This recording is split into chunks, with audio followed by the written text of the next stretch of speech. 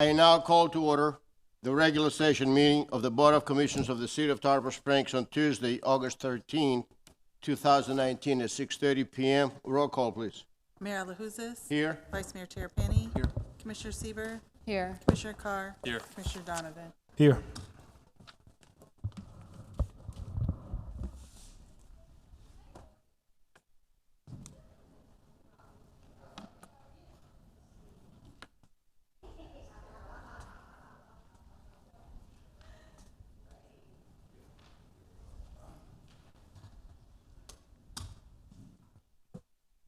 Tonight's invocation will be given by City Attorney. If you please stand and remain standing for the Pledge of Allegiance. Our Heavenly Father, we meet to serve our community, to use our resources wisely and well, to represent all members of our community fairly, and to make decisions that promote the common good. We recognize our responsibility to the past and the future, as well as the rights and needs of both the individuals and our community. As trusted servants, we seek blessings on our deliberations and on our efforts here today. This we pray. Amen. Pledge allegiance to the flag Of the United States of America, and to the republic for which it stands, one nation, under God, indivisible, with liberty and justice for all.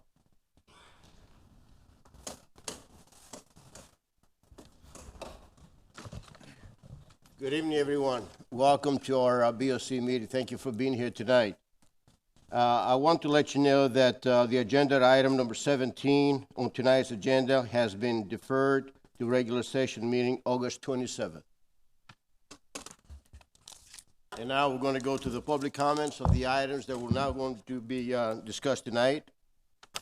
If you have any comments, please come forward, state your name and your address for the record, and you'll be given 4 minutes.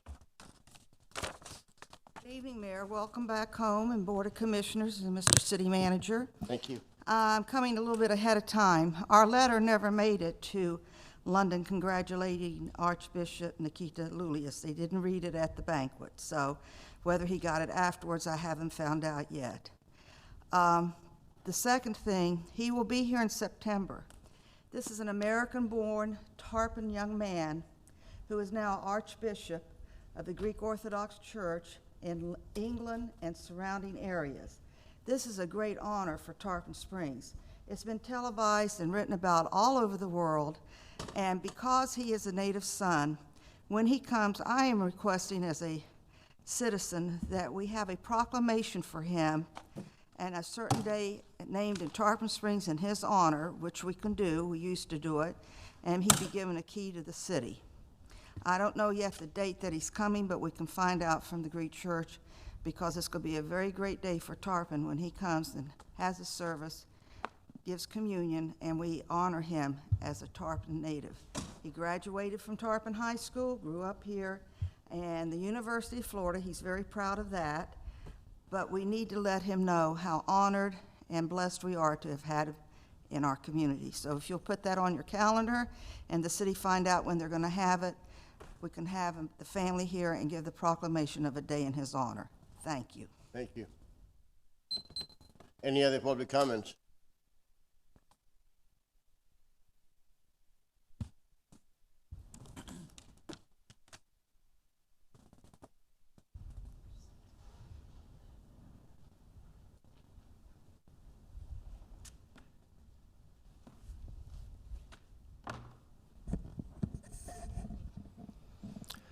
Peter Delacus, 514 Ashland Avenue.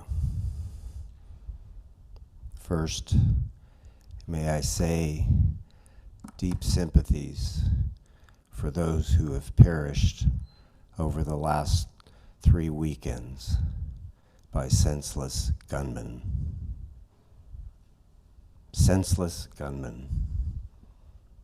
Gilroy, California, El Paso, Texas, Dayton, Ohio.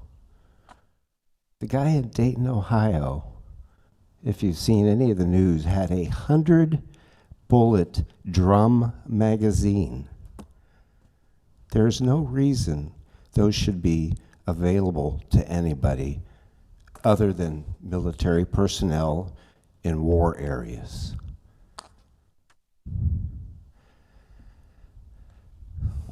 We have an epidemic, and we have people who are in position in Congress, in state legislatures, who are able to do this, to stop this, and yet they still do nothing. And I will say now, in front of you and the cameras, Congressman Bilirakis is complicit in murder.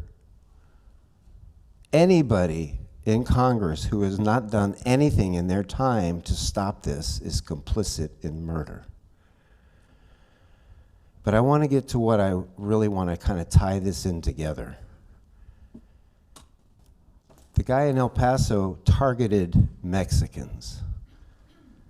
Our president speaks of immigrants as if they're rats and vile vermin. Look around you. All of us here are from some sort of immigrants. We didn't come here, our parents and grandparents didn't come here on 401ks and riches and stuff. They came here wanting to work hard because America was the promise that you could have freedom and safety. Since all this happened, if you've watched the news, there's been issues at Walmarts because people think that's an easy target now. We had a Walmart. Is it going to happen to us next? There's a lot of Latin people who live in those apartments right around the corner. You see them going there, walking there back and forth. Do we need a loony doing that? No. And all these people who defend President Trump about, oh, he's not instigating or inciting these things. He's blameless. No, that's not true. And I'll give you a good example. And the sad thing is there aren't too many people left from that era to recall this, to share it directly with us. But if you go on TV and look at the Military Channel or the American History Channel, they're always showing documentaries from World War II. Things about Hitler and all the Germans and the Nazis and stuff. And I will bet you $10 you will not see a picture anywhere of Hitler shooting a gun and killing anybody. Yet his words incited millions to do it for him. We now have that same situation. We must speak up and let our leaders know that we are not going to stand for this. This is not the America that my father, he was in Greece in the 40s. He was 15. He joined the British Navy. He used to tell me how they'd go around and throw rocks at the Nazis and get them down into corners and beat them up. And now we got Nazis marching in streets, pseudo-Nazis. Come on. Where is our soul? Where is our passion to correct this? It's up to us. Thank you.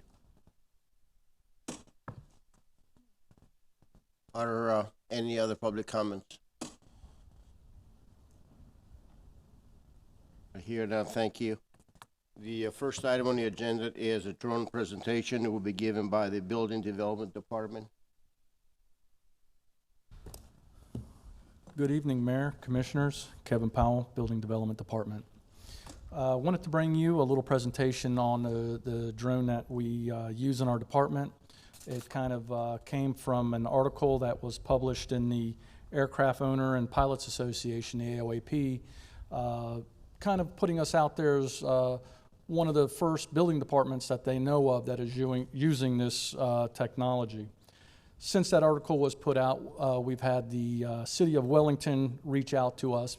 They did a search, and they found that we are the only building department that they know of or can find that is using this technology, and requested all the information from us. So we just want to kind of put a little presentation together and show some of the areas that we are using the drone technology.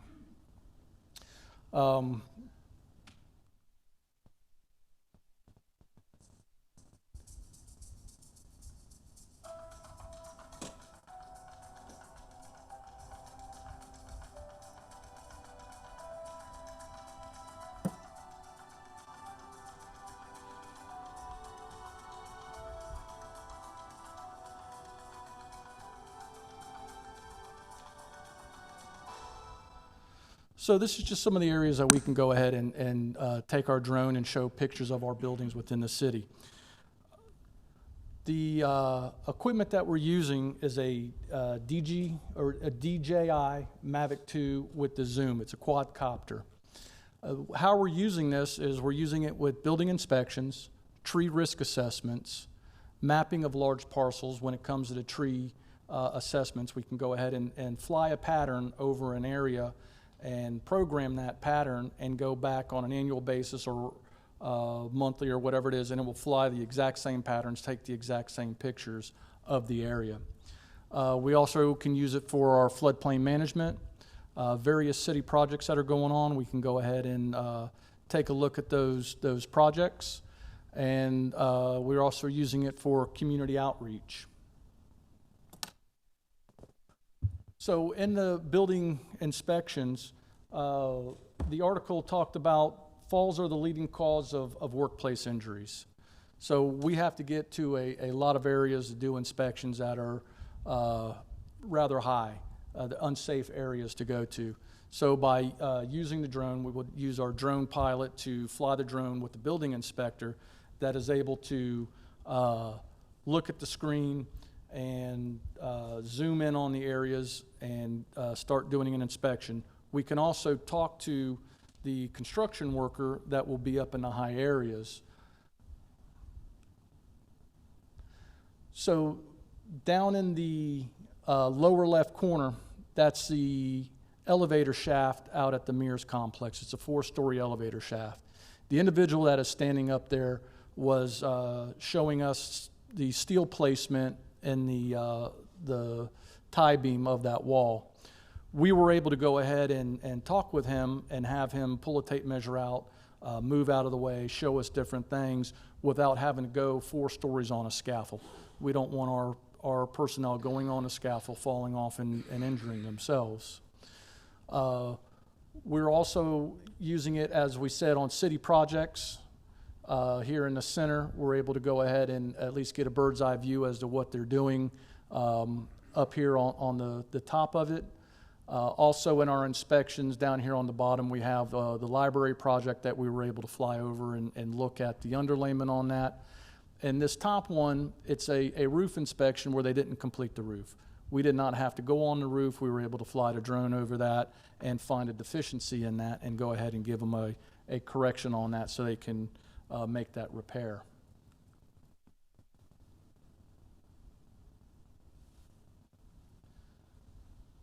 So this is just going to kind of give you a zoomed in version of what we would look for. This was after the individual was there. This is a 4-story elevator shaft with the scaffolding that we would normally have to climb on to go up there and take a look at this rebar placement before they pour it.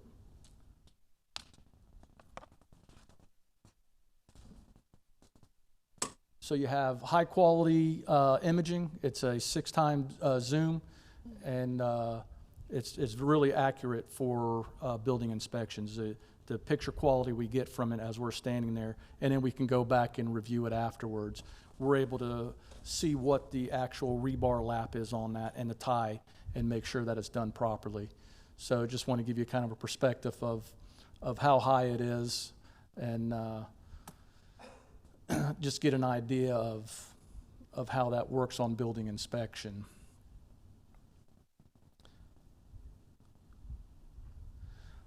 Environmental inspections. So we're able to go out and map the areas of the large tree areas. This would be over by the Mears Mears Road extension coming in. We're able to fly that. There was some flooding issue, so we were able to fly that and see where the water was standing and find out why it was backed up and flooding, and we found out that somebody had blocked off the weir down here so it was not flowing out. They removed that, and we were able to get the pictures and show that water recede from that area. This right here, I believe it was on top of the cell tower, and that's an osprey nest with an egg in it. We're able to stay a far distance away from it, zoom the camera in, and we were able to spot that there's an active osprey nest there. So we would know to try to avoid those areas. So environmental inspections will be hazardous trees. In the past, to determine if a tree is hazardous, you would have to have somebody climb the tree to look at what the damage is. Now we can go ahead and deploy the drone, and they can go ahead and zoom in on the area and get the determination of the hazardous tree. Also for erosion control, silt fence on the properties. We can go ahead and take a large area, as this one down here with the silt fence all the way around it. We can deploy the drone, and instead of walking it and making sure that the silt fence is in place, we can map that and put the drone up from the same spot every time. It will fly the identical route, and we can go ahead and compare the silt fence and make sure that it's up, and if there's a problem, we would then go ahead and notify the contractor. This development here, the retention pond and the planting of the trees and stormwater, there again, we can map this with the drone, put it up, and fly the exact same pattern and see where the issues are. If there's any erosion going on, we would be able to compare that after storms and have a better understanding of what's happening there. Also for our flood management, this flood map here is of the sponge docks itself. It shows the Anclote with the floodway that's going through there. So we know by the FEMA maps where the floodway is and where the flood hazard areas are. So for us, going into these areas, we can, before a storm, we can have this area mapped out, and then after an event, or we can go ahead and monitor the changing area to flooding. So we would be able to map this, and if we wanted to, on an annual basis, refly that, rephotograph it, and compare and see what the changes are over the year to year.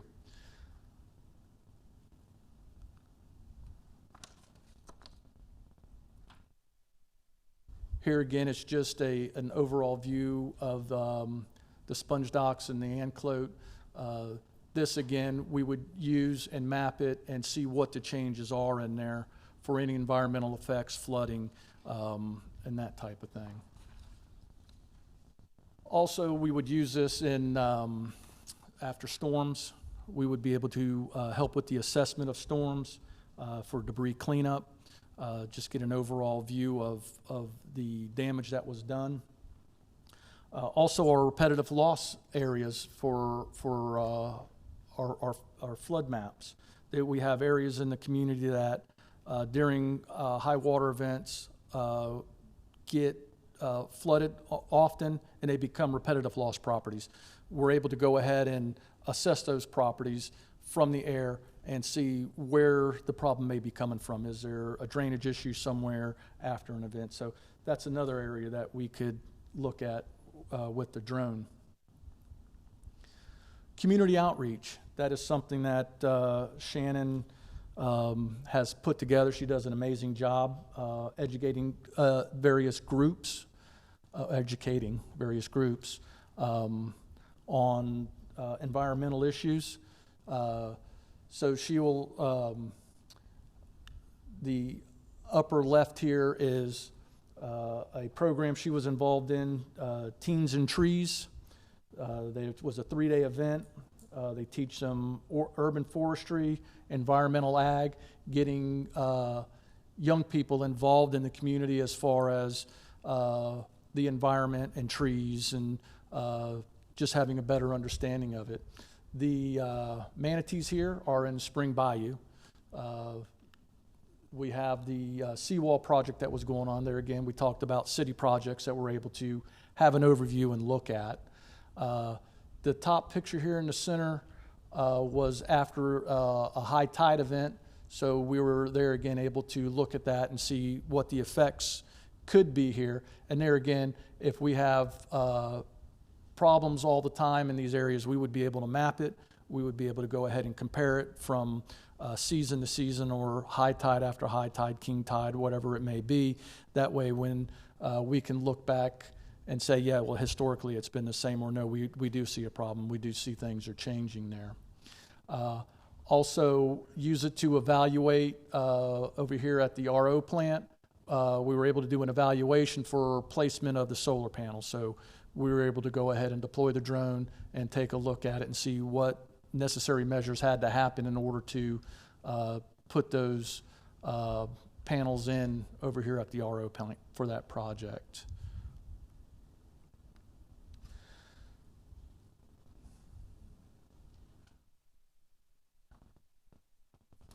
So we're able to use this, to pretty much spark the interest of the public by using technology.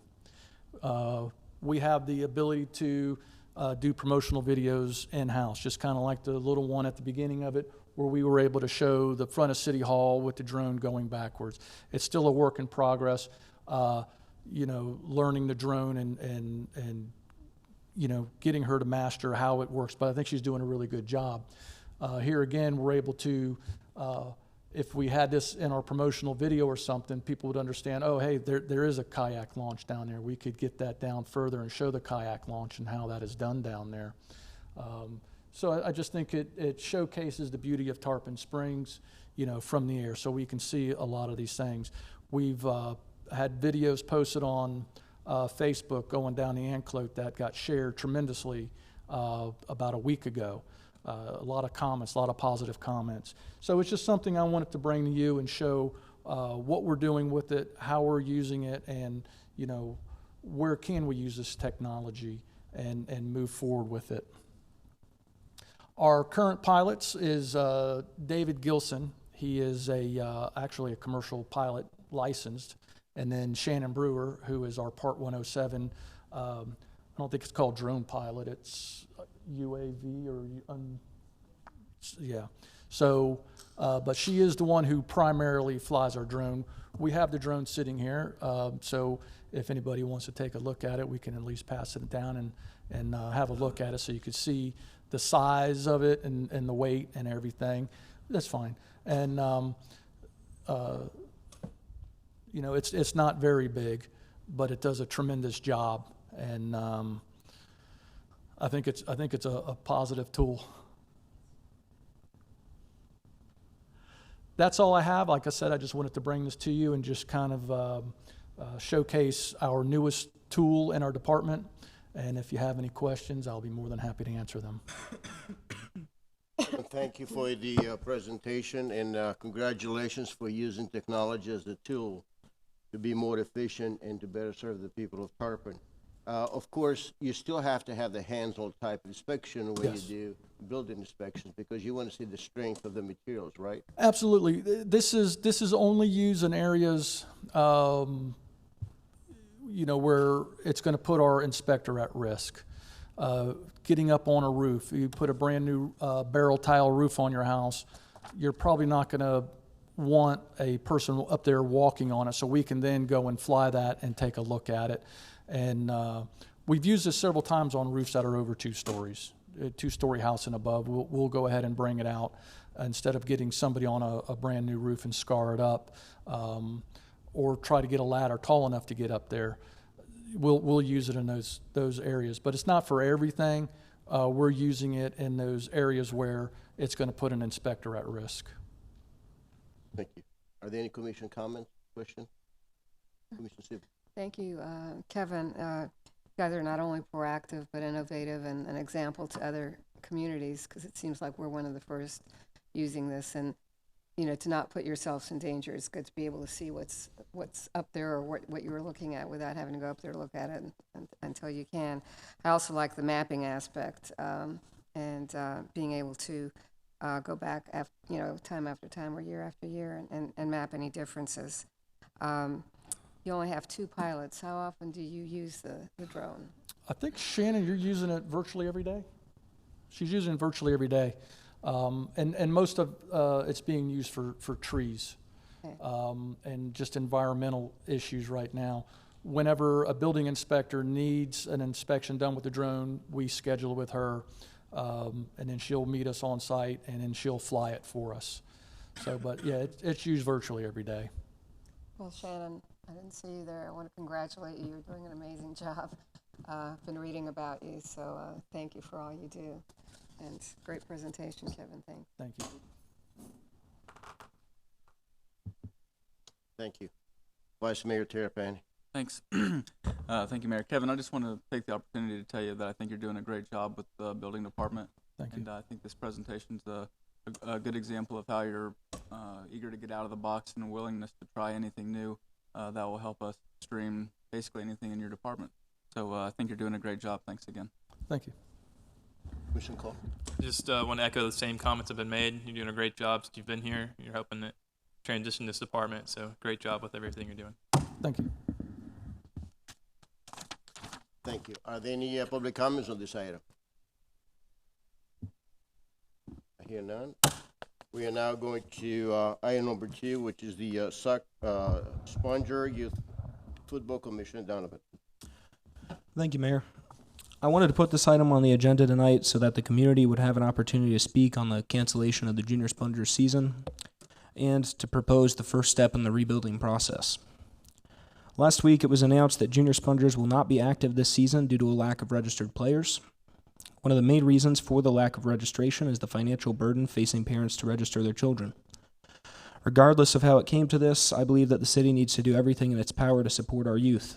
They are our future community leaders, and if we do nothing but watch while our youth programs deteriorate, then I don't know why we're up here. I'm proposing that we provide Junior Spongers with $10,000 to be used strictly for player scholarships for the 2020 season.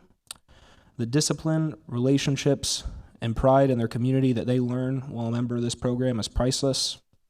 And without Junior Spongers, families are forced to go to Dunedin and elsewhere to support their children and spend their money.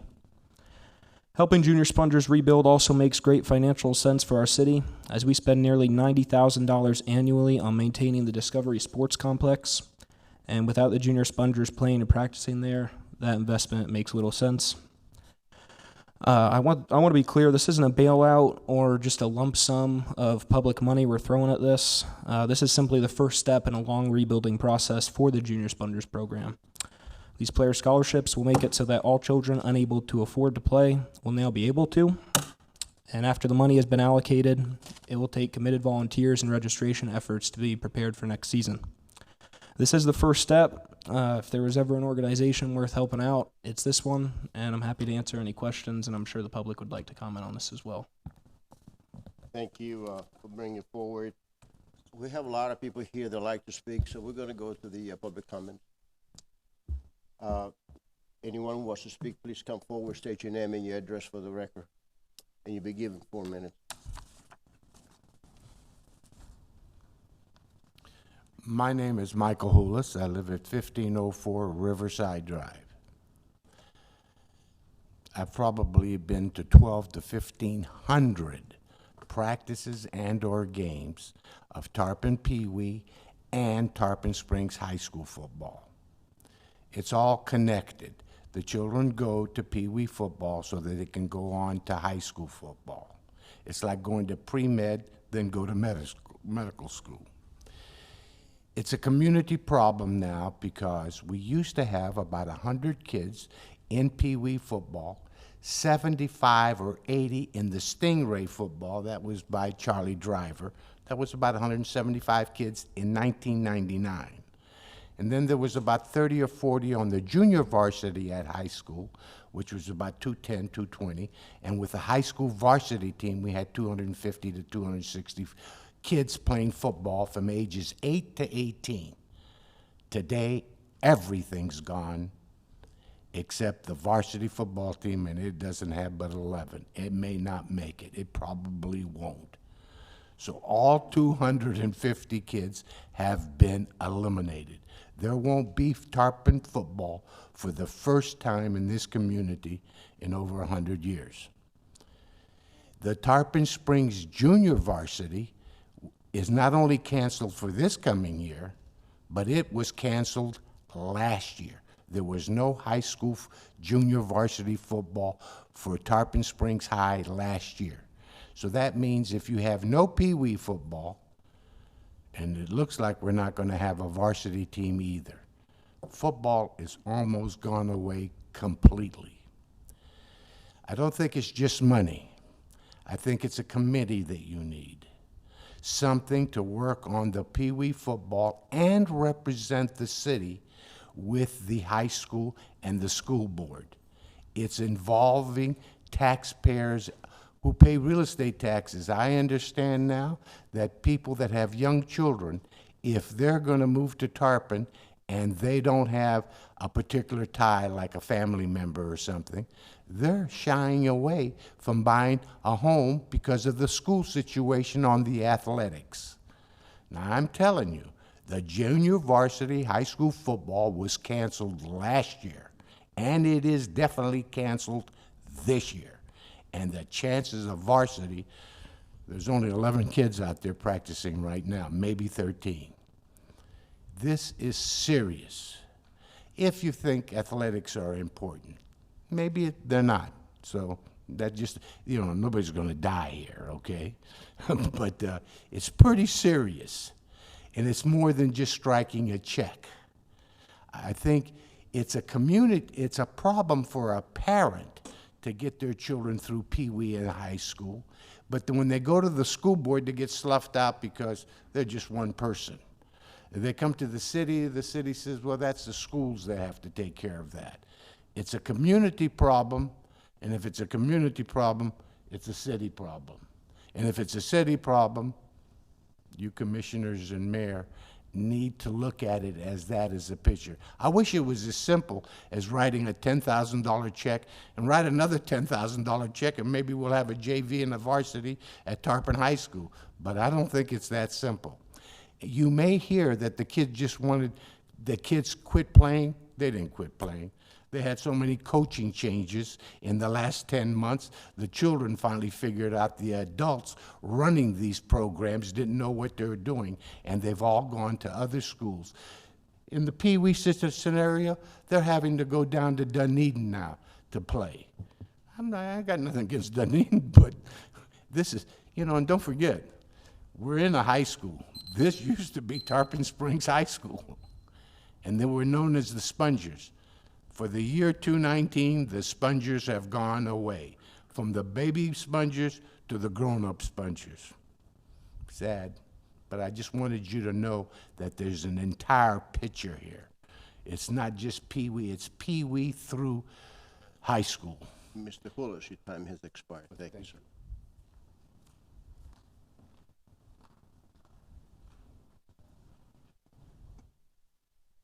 If all of you are going to speak, if you please line up so we can get done quicker.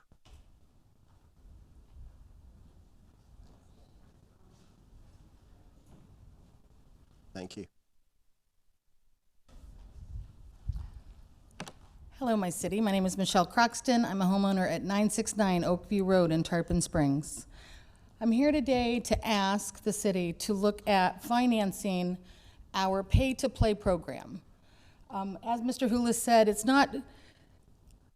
a financial issue where we cannot offer scholarships to children that cannot pay. So they go to Countryside, they go to Clearwater. Clearwater City is funding each one of those programs by $6,000 each. Those are for scholarships for kids to come in. So since we can't offer those scholarships, they're going down there to play and not play in our own town. And as he said, that now affects our high school. Our Junior Sponger League has to feed our high school athletics also. And as he said, there was no JV last year, there's no JV this year, and we may not have a varsity. And this is 100 years of football, over 100 years. So we want to advocaately recruit the children that cannot pay to come back to Tarpon. Get your scholarship here. We go to the community, we try our best, as we are business owners, homeowners, we're parents ourselves, we're raising our kid, we're volunteers ourselves. So we try to find or fund out of our own pocket the money to help these kids. We can't do that every year. We need help from our city and our officials that have been elected and put in these positions to help our children, because discipline, team building skills, self-confidence, being a part of something great, that's all any child wants to be, whether it be a boy for football or our cheerleaders also. We need to bring our cheerleaders back. They're going other places also because they're getting scholarships somewhere else. We need to bring them back here where they belong, back to our city, our community. I think that's all I have to say. Thank you.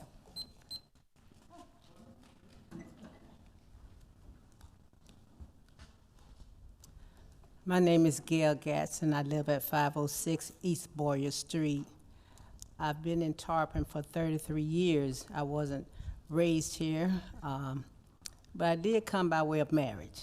So when I first came, they had the Chiefs and they had the Spongers. So there's always been a team in Tarpon. It's always been high school, and I followed Little League up through high school because my nephew played and my son played. Now my grandkids are playing, but they're not playing.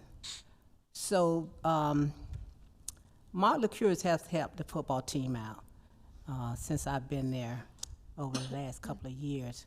So I'm not going to be redundant, but I do want to say I don't know where the people are.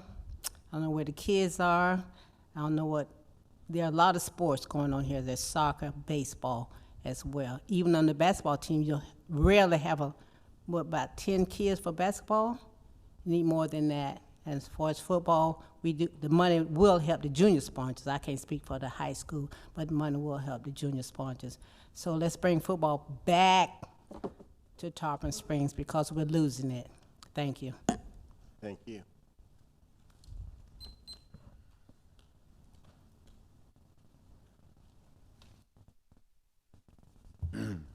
Hi, my name is Cedric Hill. I live at 10835 Avento Place in Trinity, Florida. I am the head coach for Tarpon Springs High School football. Just for the record, we do have a team. We will be playing on August 23rd, so I hope the community to come out and support us on August 23rd. I want to come and show my face so everybody can see who I am. Let's put all the rumors to rest about us not having a team. We have more than 11 players on our squad. We started off with about 6. We went up to about 11, 13, but we are getting more kids every day. I took this job for these kids. This is not about me. This is not about us. It's about the kids. I've been here for 4 years, okay? I've adopted Tarpon as my home, and for me, I'm embarrassed that we don't have more support than we have. We are adults, and we are fighting like kids on social media. We are putting out negative things, and that's where our kids going because of the negativity. How can our kids be something we want them to be when they keep seeing the negative things in front of them, you know? So we need to come together. It's great that they want to give the junior sponges money. That's where it starts at. It channels from there to middle school. Middle school don't have a middle school team. I'm from Valdosta, Georgia. I never heard of that. That's where we're losing our kids at. You have no middle school team, you have no middle school program, that's where you lose your kids to Countryside and Dunedin. If we can keep our kids in-house, then we don't have to worry about not having a team for high school. Then we have 45, 50 kids. But then when the parents take their kids out because of coaching change, it happens. What are we preparing our kids for? When they go to college, you can't hold their hand and say, oh, the coach left, so I'm gonna leave. Okay? We all been through things. It's called adversity. Teach them how to handle adversity. That is the important thing. This is for our kids. This is not about, whoever. It's about the kids. It's a disappointment for me as a head coach because I'm running around and I'm giving 100%, but then I look back and I'm asking, where's the community? We get on social media and we talk, but I'm not seeing these people come out here to practice to see what's going on. All I keep hearing is, there's no team. We have enough players. But no one called my phone and said, hey, Coach Hill, do we have a team? How's it looking? How can I help? How can we get our kids out here? I don't hear those questions. All I hear is negativity.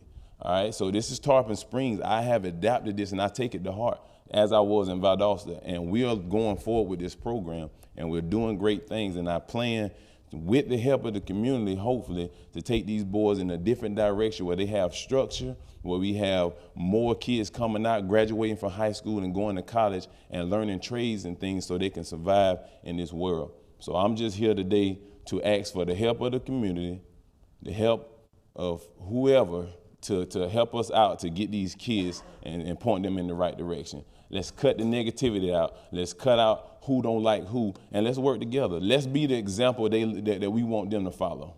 That's all I have to say.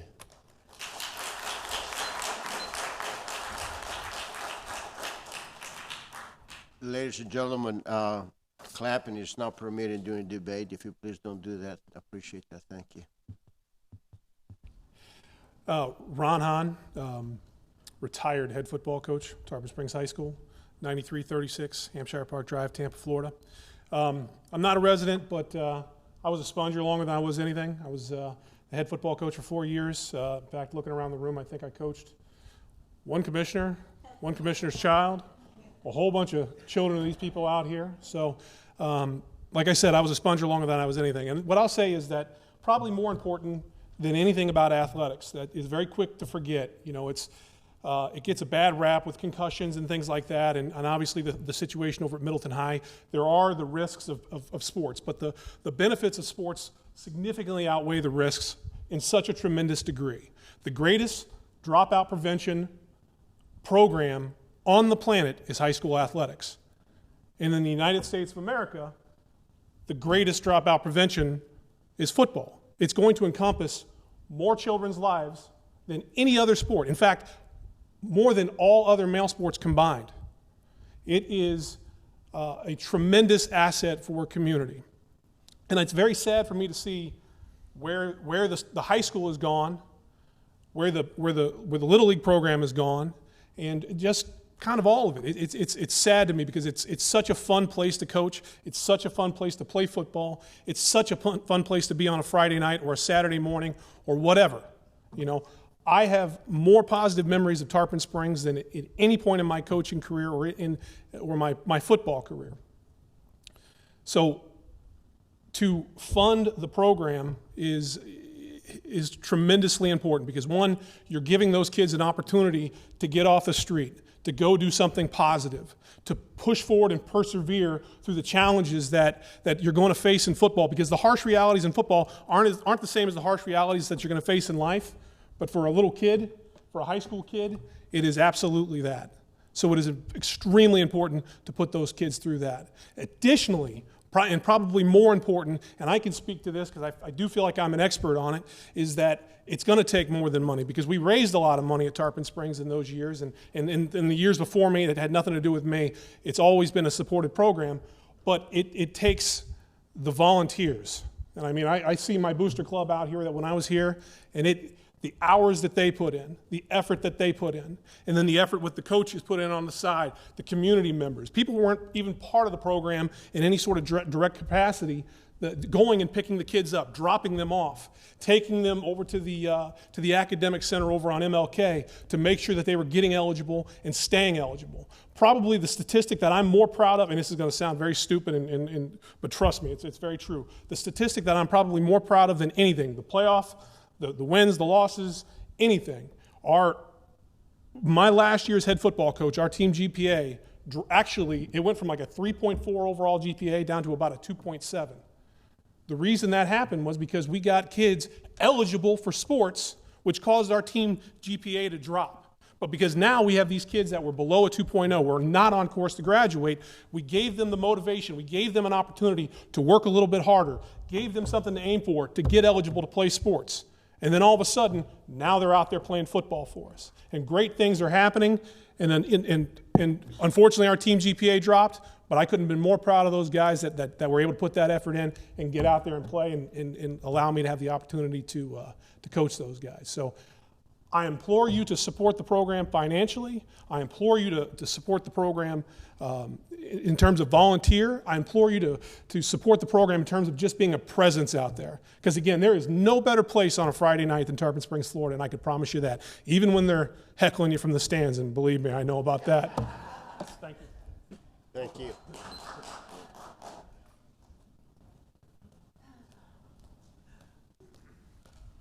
Hello, my name's Angela Mijas. I live at 1201 Hillside Drive. I'm one of the ex-football booster presidents that's here. There's a few of us in the audience. I think our group was really lucky because there was a lot of parent support. All of our parents worked and supported and helped the kids through the Pee Wee football program, which fed into the high school. And I have 3 boys. I have 2 boys that are older, 22, 23, and I have a little guy who's special needs. What really opened my eyes to all of this, of what we're losing in Tarpon, is I drive down to Clearwater, I drive down to Sid Lichten Field every Monday night so he can play Challenger baseball. And I took a picture on opening day ceremonies. There were 150 kids in wheelchairs. Some of them can't walk. Their dads are helping them around the bases. It's a Challenger league, and they got 150 kids out there. I sent a picture to Ms. Croxton. I'm like, I can't believe that they can get this kind of turnout. And believe me, those kids come from group homes. They don't have the money. They don't have the money to play. It's sponsored and it's paid for by the city of Clearwater. And I think it's a shame that we can't even give, I don't want to call them our normal kids, but our normal kids an outlet to go and enjoy and grow up the way my boys did. I mean, you guys were lucky. We had a great program, great bit about volunteers, but that's pathetic when you see a community pull together for kids with special needs and we can't even get any kind of program organized for our kids. Tarpon needs to really support the Pee Wee, and I believe the money would help with the scholarship. It needs to be really guidelined that people that really, really need that help so that they get it and it's not going to people that don't. But why should the Croxtons have $10,000 worth of equipment and uniforms on their credit cards? Personally, because they're trying to rebuild that program. They took it over a year and a half ago, 2 years ago, and they've killed themselves and personally pay for helmets, shoulder pads, knee pads. I mean, so these kids don't get hurt. The equipment is horrible, and they personally have paid for it. So now they're out all of this money. In Ms. Croxton's office is boxes and boxes of jerseys and supplies and stuff that will not be used this year. It's just a shame. So they really need the support. That's it. Thank you, ma'am.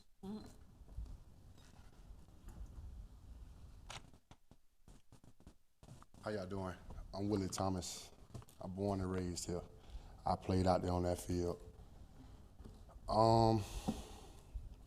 To me, kids that look like me, if they don't have football, ain't got nothing.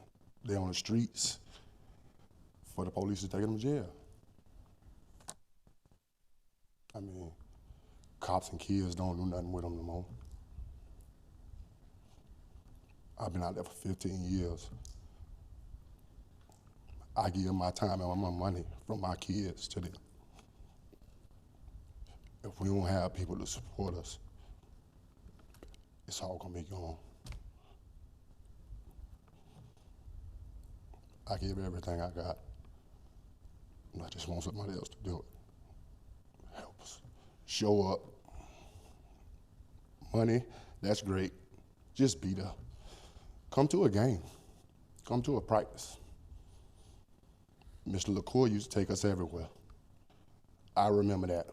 I don't even know who you are. You know what I mean? Like, no disrespect to you at all. But when he was the chief, we knew him. He was in everything we did. Everything. I seen my first baseball game because of him. I never would have went to a baseball game. I still haven't as a grown man. He took me there. I seen Bucks games because of him. And because of the city used to back him to do stuff like that. My thing is, where's everybody at? How can we afford to do all these buildings over and we can't afford our kids?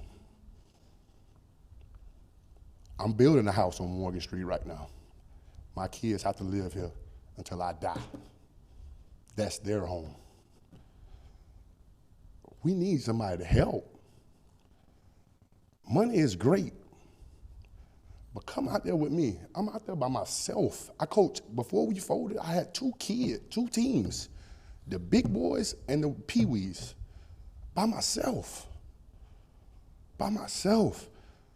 You know, it's great to see African Americans out there, but it takes all of us It don't just take one color. All of us need to do it. We got blacks, we got whites, we got Greeks, we got everything right here in this little bitty city.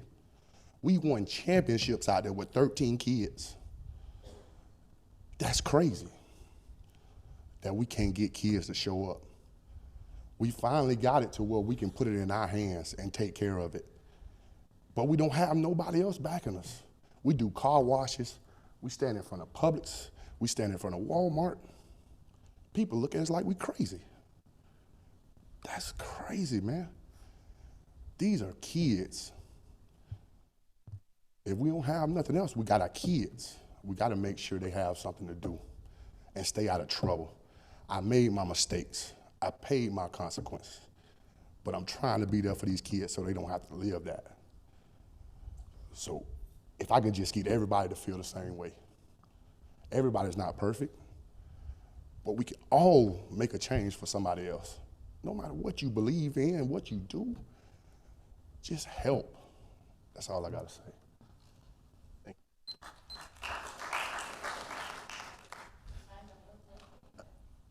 Please don't do that again. Thank you.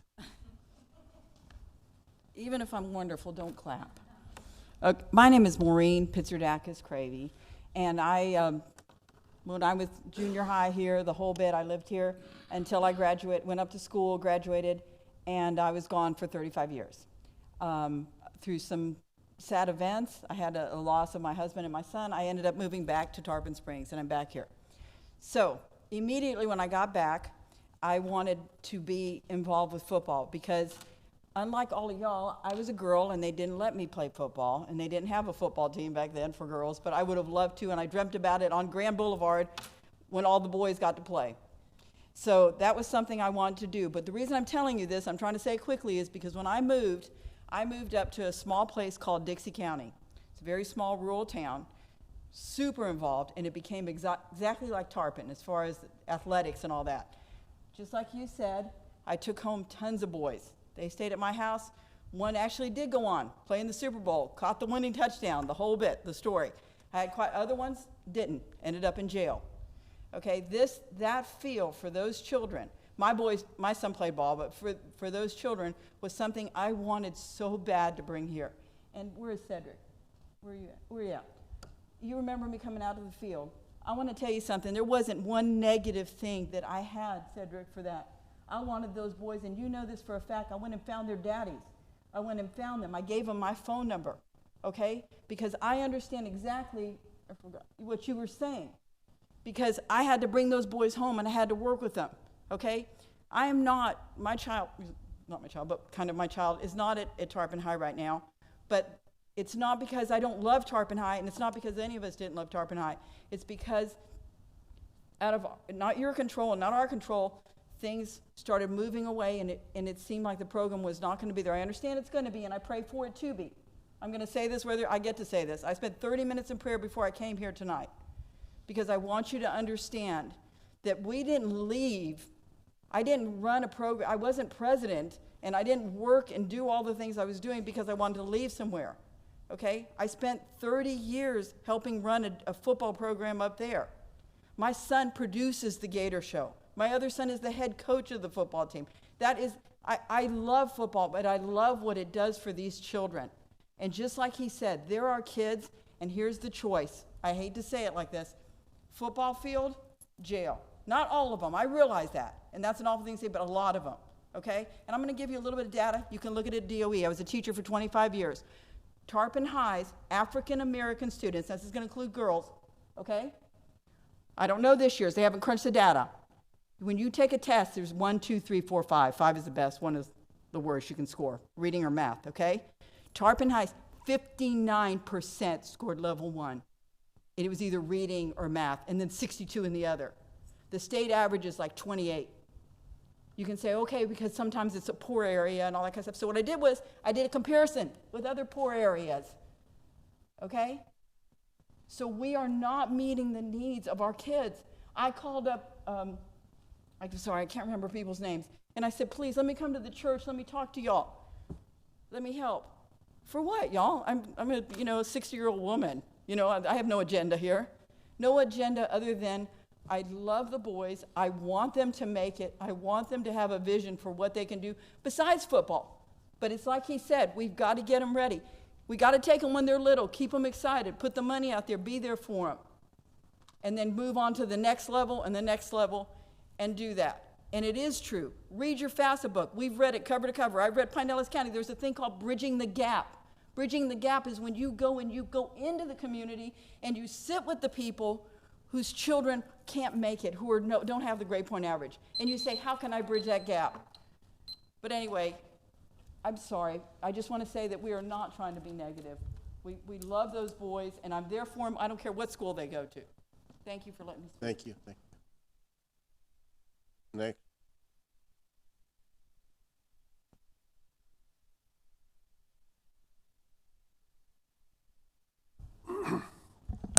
Costa Vaticiotis, 538 West Cedar Street, Tarpon Springs. I was city manager when we built the Tarpon Sports Complex, and a lot of work went into that. But a ball field's not a ball field unless you've got children playing on it. I don't think there's any issue with anything anyone said tonight. There's a couple of things that, and I don't want to be redundant either, but there's a couple of things I'd like to mention that one I didn't hear, and maybe Commissioner Donovan can elaborate a little bit on this, that I think the $10,000 perhaps should go to both player and cheerleader scholarships. I'm not sure if that was the intent, but I think that would be a fair way to do it. Yeah. And then I read about this, the not having a junior sponger year by a memorandum. I think it was from one of the, actually by an email from one of the parents that wrote in. It kind of caught me by surprise and completely shocked. And then there was a couple of weeks later, there was a story about the junior varsity not being fielded for this year. And I'd like to see a little better communication between the athletic organizations and the recreational department. I don't think this is something that we should have been surprised with. We basically lost a year, and I think if we would have caught this a little earlier, there may be reasons for that. I'm just basically pointing out that if we would have caught this earlier, perhaps the city could have intervened and actually saved this year. I think you're talking about the $10,000 for 2020, which would be next year about this time. Is that right? Yeah. Okay. And the other thing, too, is I agree with Mike Koulis. I don't know that it's just money by itself. So perhaps there should be some work on the part of the Recreation Department, perhaps some other study that the city could do to try and identify what is the cause. I know the parents know what the cause is, but for the benefit of establishing some kind of program other than just $10,000 until it heals, just from a more formal perspective of getting the program back on track so we can feed it into the high school. Just for the record, I had two sons that played junior spongers, and they also played Tarpon Springs High School football too. Thank you. Thank you. Any other comments? Any other public comments? Here none. Thank you. Now back to us, to the commission. Commissioner Donovan, you have anything that you'd like to add? No, the public made a lot of great points. I think everybody brought something of value to the table. I do want to emphasize that the $10,000 for player scholarships is for both football and cheer. And again, I realize that that's not a Band-Aid. That's, it's not a solution to the problem. And it's not meant to be. More that it's just meant to kickstart the program for next year. For future help, I believe that the city can help organize community meetings just like this one, maybe a little bit less formal, where people can voice their opinions on what they think may need to be done, and we can get coaches involved. I think the city could help with signs during registration for junior spongers football. We can help put them maybe in city right-of-ways, or just allow them to exist for the week of, X amount of registrations. Also on social media, the city has a good Facebook following. I think maybe if the city helped out on social media and said, hey, just so you know, Junior Spongers has a registration or has a game coming up, that sort of thing. Even city proclamations like we do here for some meetings. Just anything really to get the word out and spread awareness about the program and all the good that it does. But I think this is just a good starting off point to healing that program and to getting ready for the 2020 season. No.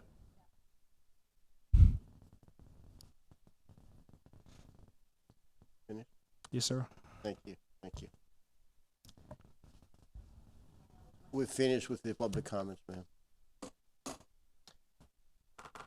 First of all, I want to thank you all for being here tonight. Sport is very important to every community.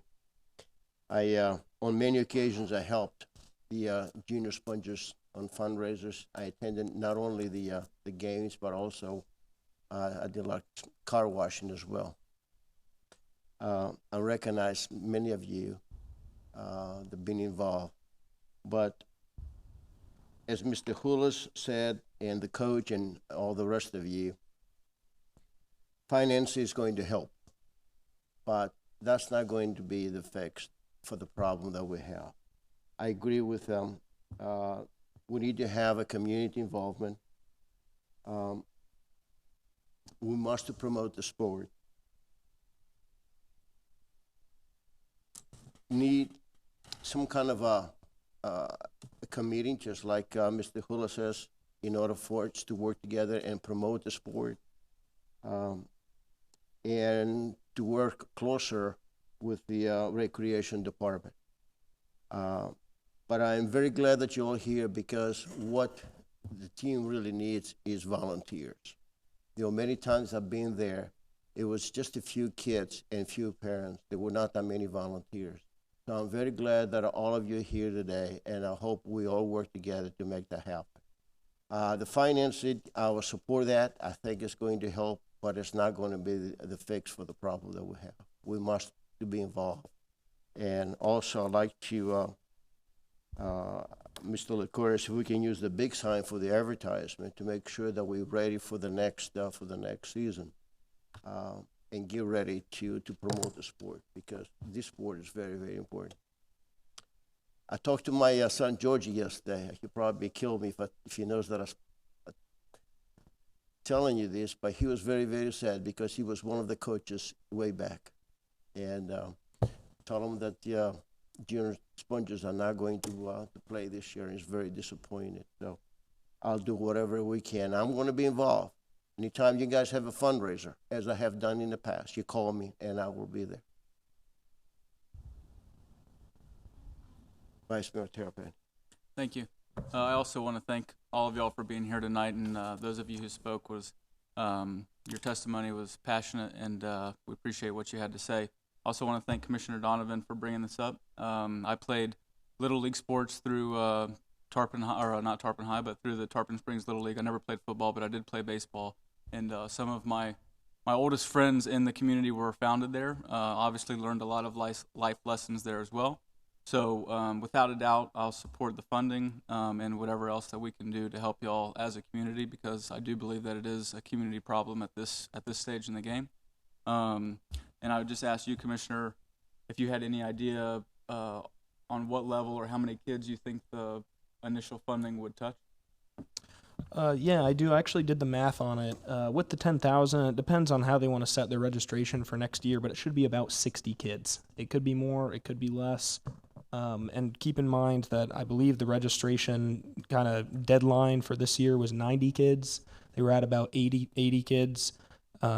So just doing the math there, that if about 60 kids could receive a scholarship, hopefully that would mean that pretty much anybody that wasn't able to play this year due to financial hardship would be able to play next year. So it seems like if the feeder programs were more in place or had more attendance or registration, that would add toward retaining more players or have more players sign up for the varsity sport, and then also the senior varsity.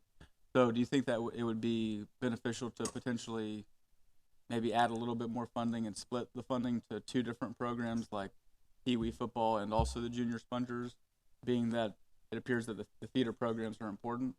Well, yeah, junior spongers is kind of all-encompassing for that age group. So junior spongers is pretty much anybody from, flag football when you're 5 years old all the way up to 8th grade.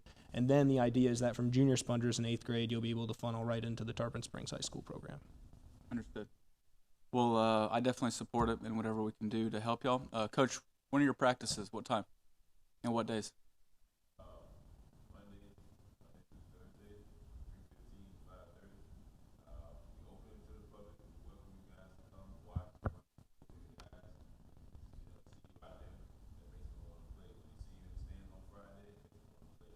You got it. You'll see me at a practice, Coach. Okay. One thing that I just failed to tell you is it's very important that we get sponsors as well. We get companies to sponsor the team, to provide better financing for the players. We need someone to come up with a program and an action plan on how to do that. And if you want us to be involved, I know I like to be involved. We make sure that we go to different companies and get some sponsors. Last thing that I'll just say, Mayor, is I do think that we could also contribute positively from an in-kind perspective as it relates to registration season, or anything that we can do to add exposure, like Commissioner Donovan said, on an in-kind level, creating exposure, advertising, promotions, anything that we can do on that level. I feel like we should. Yeah. Commissioner Sieber? Yes, I also want to thank you all for coming. I appreciate you all being here, and I know how passionate you are.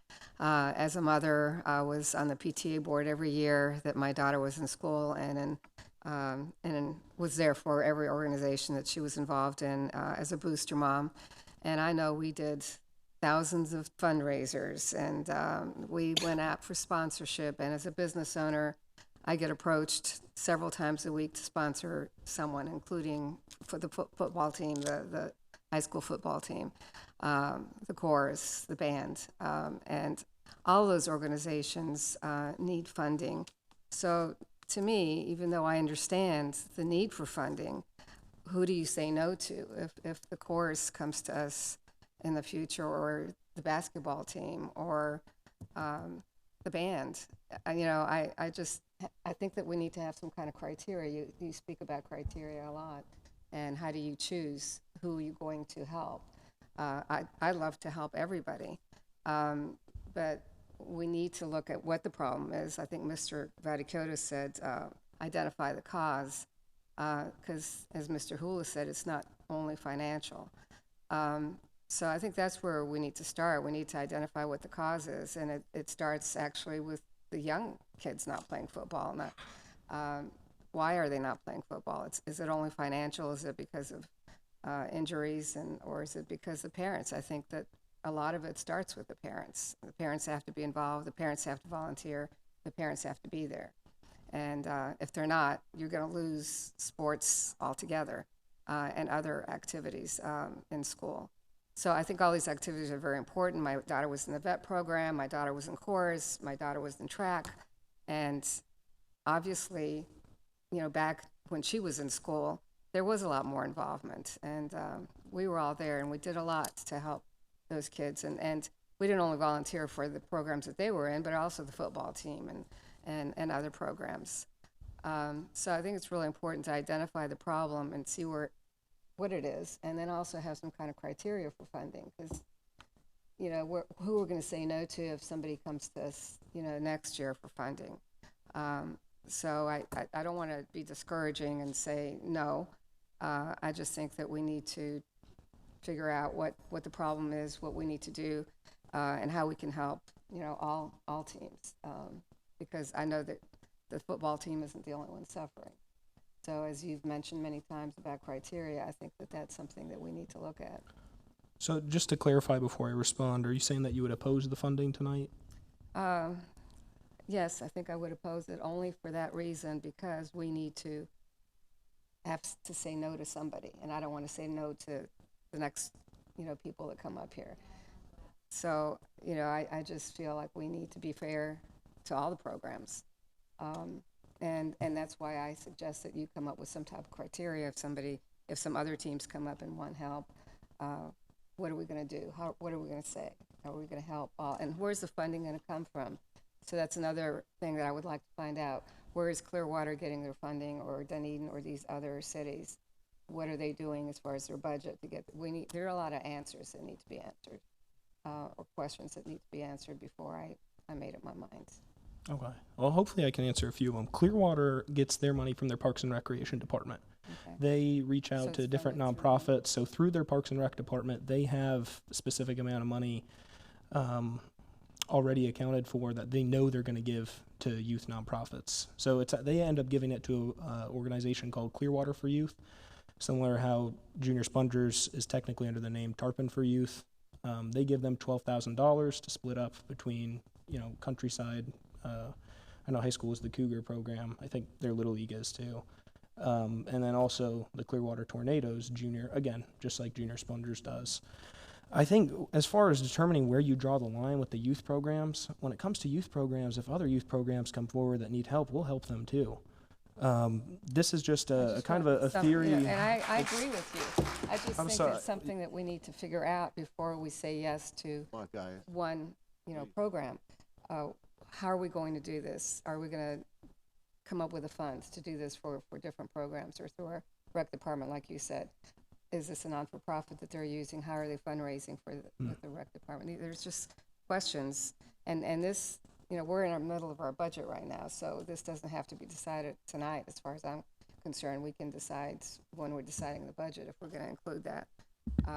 But I just want more questions answered. Well, again, I can continue to try to answer some, Mayor, if you'll allow me. As far as the funding goes, it would be $10,000, and I believe, and we can ask the city manager about this, but I believe it's very feasible within our budget to do it. I mean, we do have a $63 million budget, and I know that goes to a lot of different places, but we're talking about $10,000 to potentially help save a youth program. I mean, that's not a percent of a percent of a percent of our budget. I'm not trying to be dispassionate here. I just want to know what we can do to help everyone if we need to, and what we can come up with, and maybe our city manager can talk to us about that, what we can come up with as far as a program that we initiate for all of our sport programs, not just football. I need to get you Commissioner Carr before I come back to you. Okay. Thank you. Commissioner Carr. Thanks, Mayor. Tarpon Springs could outbeat any movie that's made for the passion and the stories that happen in Tarpon Springs. And to me, this is what a small town, a small city is about, is bringing the passion forward and carrying it throughout the community. So I'm proud to say I grew up in Tarpon Springs, lifelong resident. I've never been one to play football myself, but I always was at the Junior Sponger games, was watching my friends, was always supporting in high school and in college, and even after college at the high school games as well. So I've always been in the stands. Again, thank you for speaking tonight. Commissioner Donovan, thank you for bringing this forward. Football doesn't necessarily define Tarpon Springs, but it's really woven heavily into the culture of Tarpon Springs, and it really helps bring the community together. All different types of demographics, all different types of ages. You see people at the games that played football 50 years ago. You see people that were there 15 years ago. You see people that were there 2 years ago. So it's great to see all the different ages, all the different people that have come back to town to visit. They come to the football games during football season.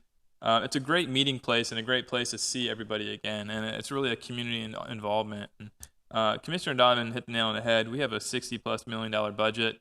And it seems like tuition and registration fees are really the biggest issue with the Junior Spongers.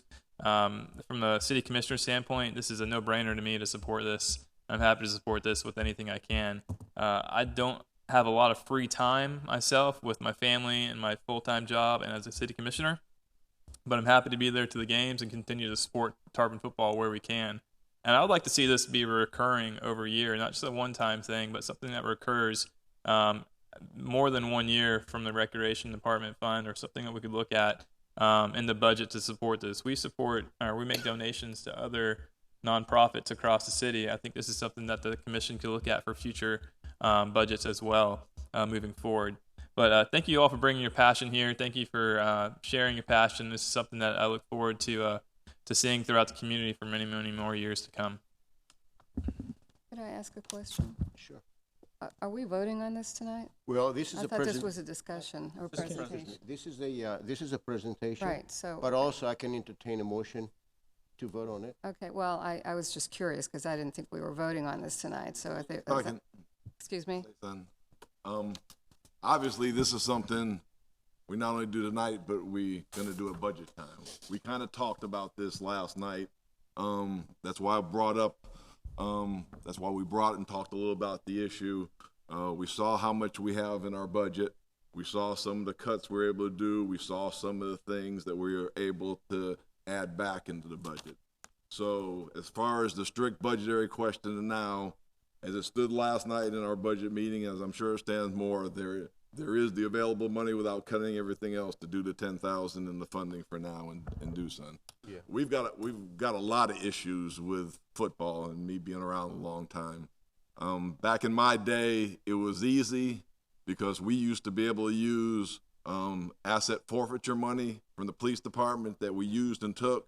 We were able to use that, and I think way back in that time, I think we funded $2,500 a year for the scholarships until the state and the government and everything told us that we couldn't use that, which was a heck of an argument with how can you say we're supposed to be getting this money from the drugs and putting it back into the community, the kids to keep them out of it, but I can't use it to anymore to do that. In fact, they almost tried to get it back from us for 5 years, and at least we staved that off, but you know, things changed and we couldn't do it. But the city has a history, and again, through cops and kids and through drug forfeiture money until they prohibited it, which is still prohibited, and I have no idea why, but it is because we have a good area to do it from the prohibited. But so we have a history of it. This problem that we have, as we see, and I'm glad the coach talked. The coach preaches what I've been preaching for 40 years, working with kids and working for youth. We've got a big problem all over the place and a ton of different things we got to do. But what we can do tonight by talking about it and what we can do when we finalize the budget, which again, that has to be finalized within next month. When we finalize the budget, we do have it this year, but again, we got a lot more to do. Got to help the high school, got to help other things, but this is the start to get the root of that program to get people through and go. And I'm willing with Commissioner Donovan, again, they don't have to meet with the recreate, someone to rec and someone there. I'll be involved. Gail can chase me down anytime and find me anywhere and stuff. And we have been talking to try to do something every year and stuff. So the many, many other issues that we got to deal with, the thing is we've got a year to deal with it while we're preparing for 2020. We've got a lot to do, a lot to meet. Again, we got to get this community, and believe me and the city has been the subject of this social media thing where people sit there, if they spend so much time, stop accusing people of things and would sit down and get to work to solve the problem, we'd be a lot better. That's why I hate social media, except my cops and kids, the only way I keep in touch with them by Facebook, so I got to have there. I'd have no social media and stuff, but we've just got so much to do in the community and work with, and I'm glad with Commissioner Donnelly and myself and whoever you wanted to get on these things, but this is something we can do, and we're capable of doing it without sacrificing anything else within the next month as we set our budget for next year. So we're ready to do that at the budget meeting and be able to do that. And again, all the things we've talked about and a bunch more, we need to all work together, and committees can be liaison with me in the city, whatever they need besides the money. Yeah, there's a lot more. So we'll form as a city with the group who works so hard. With the youth football, with anybody else who comes in, especially I've been watching the social media, people say they want to do something. Hopefully they're not going to just be writing in social media, and they'll help these groups also along with the city. And we've got a year to put this thing back together and start the process with. So I'm ready to go if you give me the authority to do so. Can I say something? Yes. Well, that was exactly what I was trying to get at, is if we're not making a decision tonight, we can look at the budget still and even see what else we can do for our sport programs besides just football. Because if we start a precedent, we may, regret it. So, I'm not against funding. I just want to see what we can do for different organizations We'll as well. still have that list when we come back to the third. But we do have that list still to finalize and stuff. With other things available. So that is going to be available as we go into our third and hopefully final budget meeting to prepare for the public hearing and stuff. We have that availability to do that. Commissioner Donovan, you got the last word. I just wanted to confirm that we do have consensus, and we are going to earmark the $10,000 for player scholarships. I know we got to finish it in the budget, but I just want to know that we have consensus tonight. We do have a consensus, but also I can entertain a motion to vote on that as well. I would motion to vote on that tonight. Roll call, please. We just need to be clear in the motion. So the motion would be a contribution to this program in the amount of $10,000 for the year 2020. Correct. Yes, sir. Okay. And roll call. Commissioner Donovan? Yes. Commissioner Carr? Yes. Commissioner Sieber, No, I'm sorry, I just can't do it until I get some questions answered. Vice Mayor Terapany? Yes. Mayor LaHousas? Yes. Thank you. We're going to take 5 minutes break, and we'll be right back. There's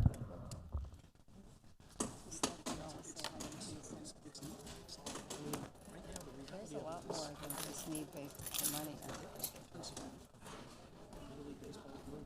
Vet Academy is hurting, Forest is hurting, basketball is hurting. Yeah, I know, but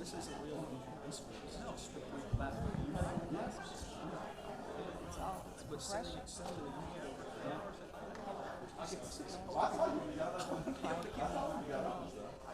a need there too, but you can't just choose one program. The county commissioners go to their office, they return a phone call, they come back 2 minutes later.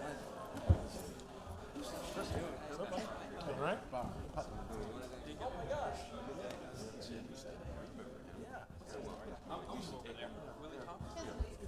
So, very nice. We'll continue supporting Connor.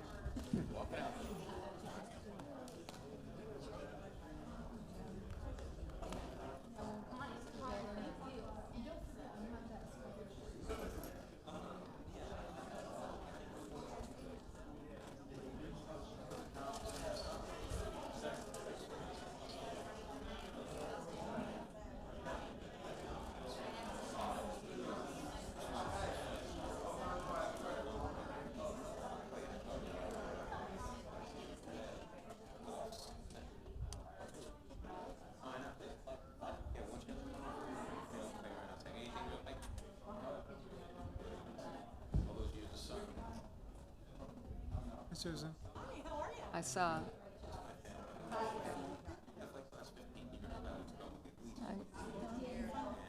They're all arguing with each other instead of doing what we've always done. What we've always done as parents. I know. No. When they have problems with stealing within the organization, I don't feel good about. Well, there's a lot of issues back there. There's a lot of issues. And we didn't hear anything that said money was the reason they were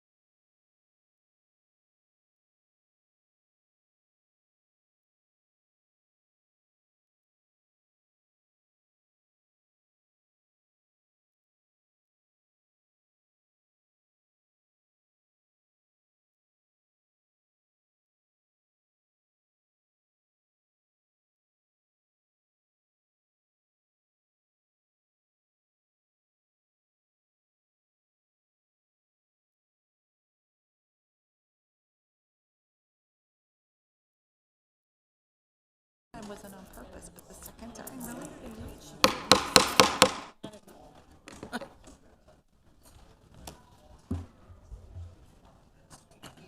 We are now reconvening the BOC meeting at 8 p.m.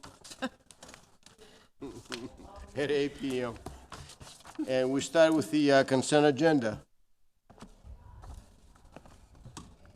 Number 3 is the minutes. A, June 11, 2019, the regular session. B is June 18, 2019, the work session. 4, satisfaction and release of liens. Number 5 is the attorney fees for Johnson & Jackson, invoice 4813, 4814, and 4815. Number 6 is to authorize execution of proposed mutual consent agreement with the IAFF. Number 7 is to authorize execution of fire and EMS contracts with Pinellas County. Number 8 is to authorize execution of the annual DEA task force agreement, fiscal year 2020. Number 9 is to authorize execution of agreement with Pinellas County School Board for school resource officer services.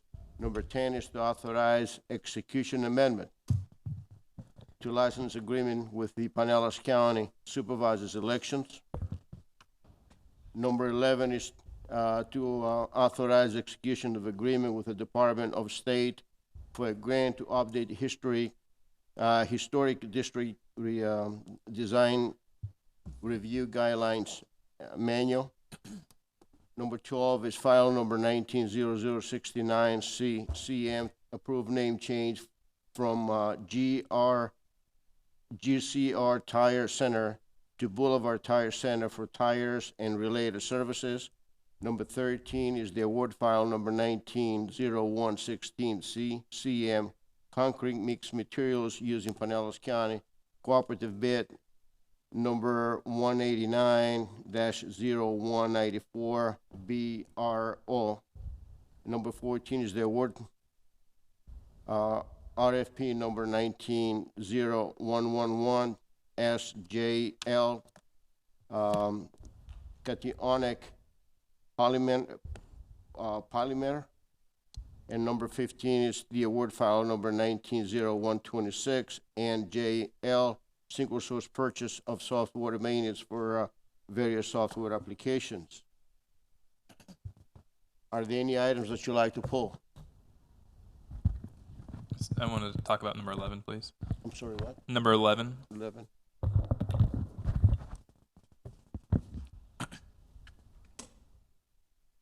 Anything else? Any commission comments on the others? Are there any public comments on the items 3 through 15 with the exception number 11? Here none, I need a motion. Motion approved. Second. And roll call, please. Commissioner Donovan? Yes. Commissioner Carr? Yes. Commissioner Sieber, Yes. Vice Mayor Terapany? Yes. Mayor LaHousas? Yes. And now we're going to item number 11, which was pulled. Thanks, Mayor. City Manager, if you could help me out with this one, I just want to touch base on this pertains to the grant, of the historic grant, and it's a matching grant. So I just want to remember we have $50,000 budgeted for 2020 to match the $50,000 in the Crown This is budget. not a match grant. This is no match from the city for this grant. Has awarded the city with a small matching grant of $50,000. I think that's just the name, that was just the, yeah, come on.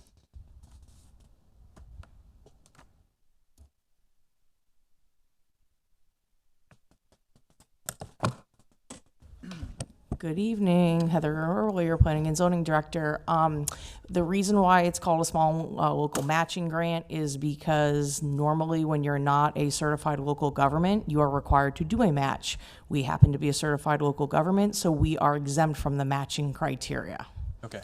So we do not require a match. Okay, great. First, I want to say thanks to staff for finding this, and I believe that some members of the Historic Preservation Board as well that brought this to the staff's attention.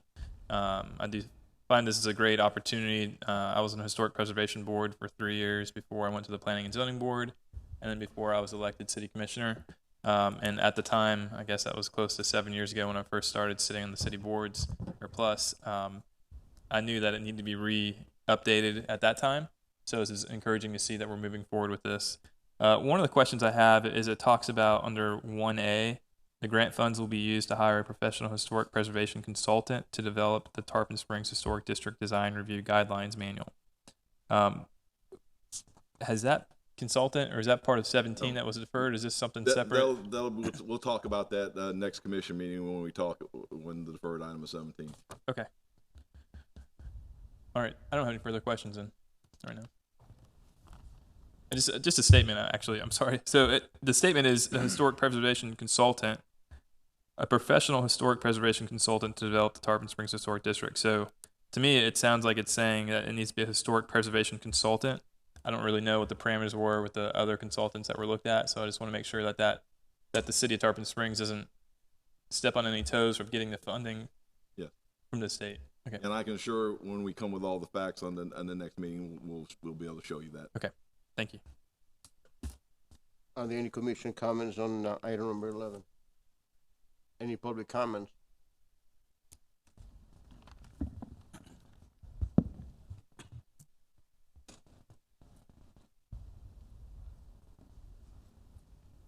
Anita Protus, 901 Bayshore Drive. When you say historic, my ears and my hair goes up. Can you explain what this is about a little bit? It says a manual. Are you going to redraw lines? Are you going to cut out some of the lines? What is this? That's part of the item number 17 that was pulled, and that will be in more detail for the next meeting. Well, I think she's asking about the grant here. Yeah, it says manual, and I just want to know, are you going to extend historic district lines? Are you going to define the ones that haven't been defined yet, or are you cutting? What is this? Hey, Mayor, I don't mean to interrupt, but if I could just ask if this is public comment, that we stick to public comment. If there's questions, that they follow up with staff afterwards.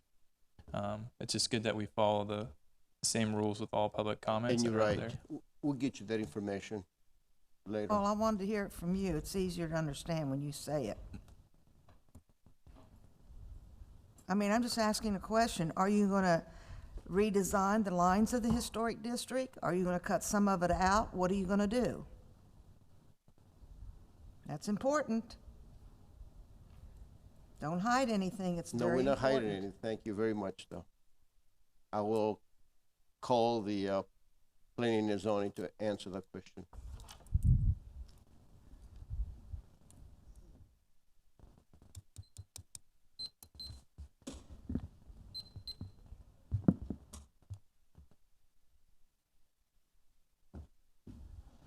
Again, the application is simply just for an update to the existing design guideline manual that we have. We're going to go through and update that. So no lines are changing. This is literally just the regulations for the district in relation to the design of projects. That's it. Thank you. Are there any other public comments on this item? I need a motion.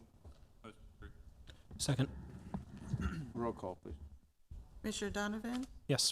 Commissioner Carr? Yes. Commissioner Sieber, Yes. Vice Mayor Terapany? Yes. Mayor LaHousas? Thank you. Yes. Before we go to the special consent agenda, we have an addendum for the special consent. This is to authorize settlement for the court enforcement case number 16-8000433. Kazuras. City Attorney, if you please present this item. The city has received a settlement offer on a code enforcement lien. The code enforcement lien at this point totals $1,667.99. We received an offer of $753.02, and we're asking for your approval to accept that offer of settlement. Obviously, with such small numbers, we don't want to eat it up in attorney's fees and other costs. And frankly, if we were to attempt to collect this, obviously it would exceed that other $700. or $800. And so we're asking for your authority to accept this offer of settlement in the amount of $753.02 for that code enforcement lien. The property is located on Garden Avenue. It is vacant land, and it's owned by Maria Kazuras. Thank you. Are there any commission comments? Are there any public comments on this item? None? The chair will entertain a motion. Motion to approve. And roll call, please. Commissioner Donovan? Yes. Commissioner Carr? Yes. Commissioner Sieber, Yes. Vice Mayor Terapany? Yes. Mayor LaHousas? Yes, thank you. Thank you. We are now going to the item number 16 from the agenda. To approve interlocal agreement with Pinellas County regarding transfer of Lillian Avenue to the city of Tarpon Springs. Staff report.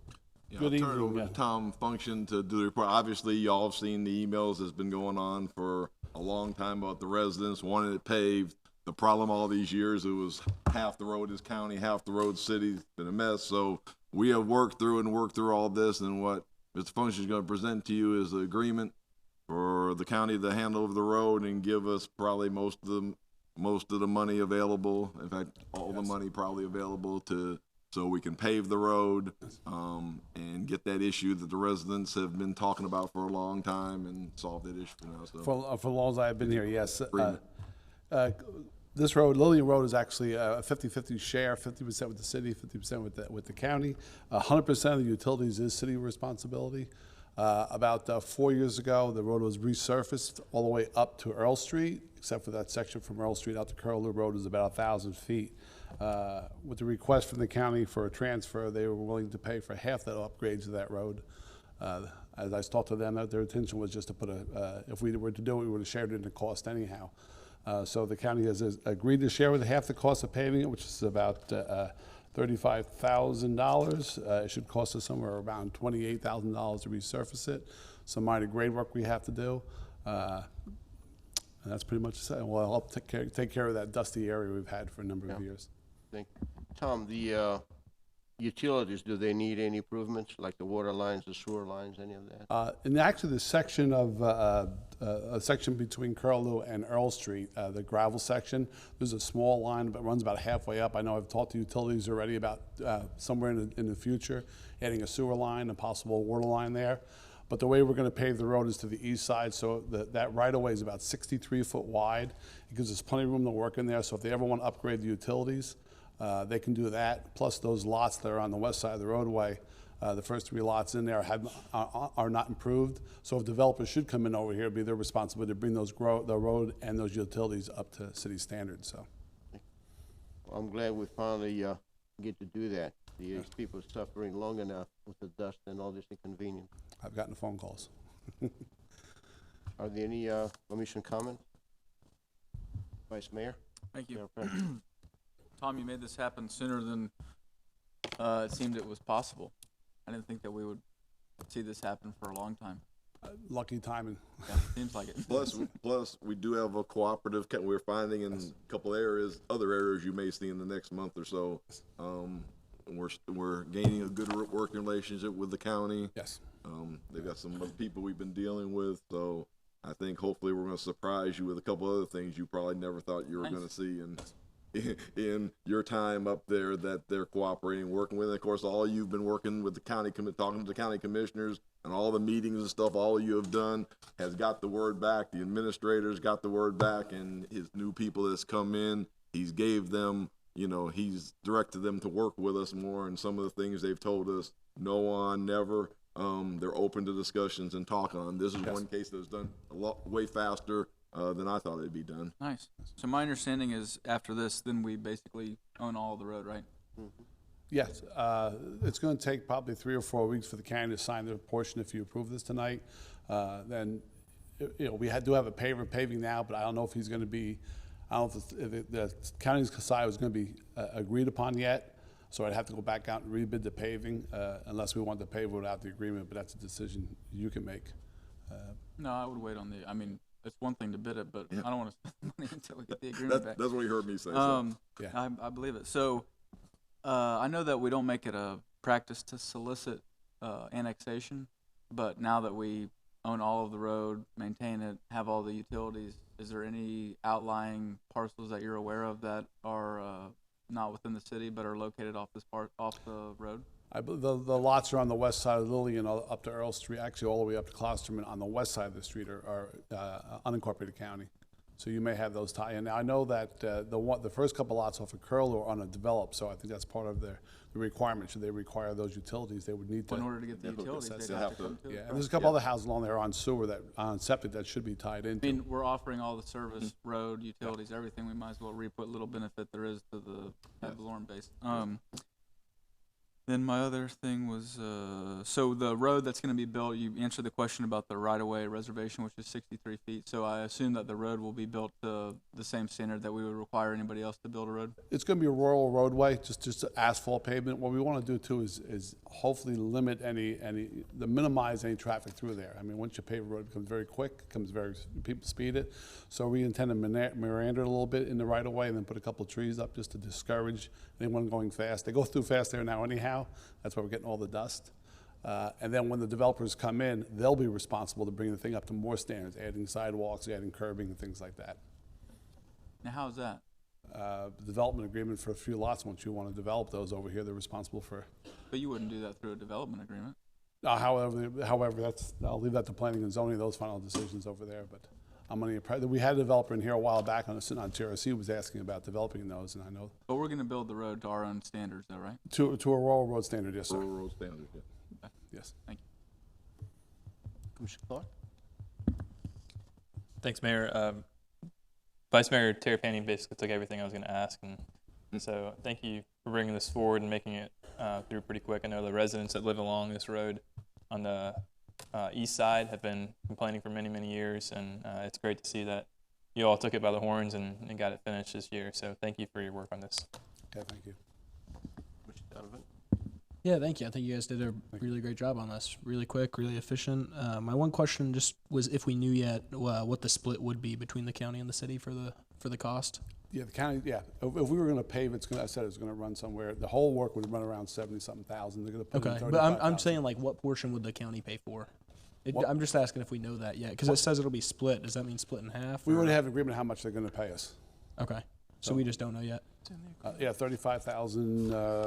It's on page. $36,250. Yeah, 36,250. Yes. Okay. Paragraph number 7 of the agreement. Yeah. Once we receive the assigned, we'll get those funds. Okay. Thank you. Welcome. Are there any public comments on this item? None? Need a motion? So move. Second. And roll call? Commissioner Donovan? Yes. Commissioner Carr? Yes. Commissioner Sieber, Yes. Vice Mayor Terrapini? Yes. Mayor LaHousas? Yes, thank you. Next is item number 18. The award RFP number 190049 PCM video surveillance system.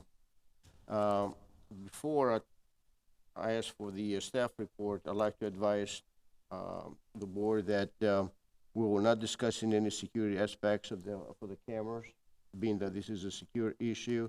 If you have any questions, please ask Chief Cochin offline to explain to you in detail. Staff report, Mr. Licouris. Yes, I'll turn it over to Chief Cochin to the presentation. Thank you, Mayor, Board of Commissioners. As you know, this has been discussed by the Commission pretty in depth about a video surveillance system, what we kind of refer to as Phase 1, mostly in the downtown area. After giving the city manager direction to move forward with this initiative, we assembled a small committee of staff people, IT, Tom Functions Department, Purchasing, Police Department, obviously, and we put a lot of work, a lot of diligent effort into scoping out this whole area, walking the streets, walking, all the areas where we thought we needed coverage. So when that was done, we wrote out a scope for purchasing, and they went out to bid. And at this point in your backup, the company that was selected by the selection committee was Cellplan Technologies. They are the most qualified and the least expensive for this project. They're a national player. So we are asking you to award the bid or RFP. If you do, then we will move forward with getting this project done. Thank you. Commissioner, comment? Vice Mayor? Thank you. Chief, I understand that you're a little limited in some of the discussion on this, but just, for a little bit added backup for the public and for the board, can you just give us an idea of like range and vantage points? I have to be careful with that. Yeah, but I mean, just to give us an idea of how much we're The going to boundaries cover. of our camera system is. Yeah, the boundaries or anything that you can tell us as it relates to how much ground we're going to be able to cover. If you can relate it to city block. The areas now, obviously, I had the opportunity to meet with many of you and speak with many of you on this system, really getting into the finer details of it. But the areas, the cameras are really high tech, and we'll be covering a lot of areas in downtown and other areas in the city. The resolution's excellent. I covered with a lot of the commissioners and the mayor basically the real finer details of what this entails, which I can't discuss publicly, as you know, state statute Vice Mayor, exempts that. sorry to interrupt you, but if you get with the chief tomorrow, and he'll give you more detail. Okay. Thank you. Being that this is a safe, I understand. And then the other thing I would just point out is the funding source, the 1 cent local option. I guess that was in the IT's budget last night. Is that right? Not in the PD's budget. Ron and I worked on that together, so I'll have finance director come up and talk about it. Thank you.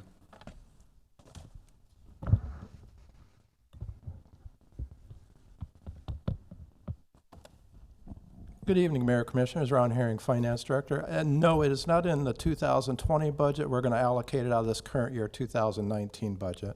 Gotcha. Thank you. Thank you. Any other questions?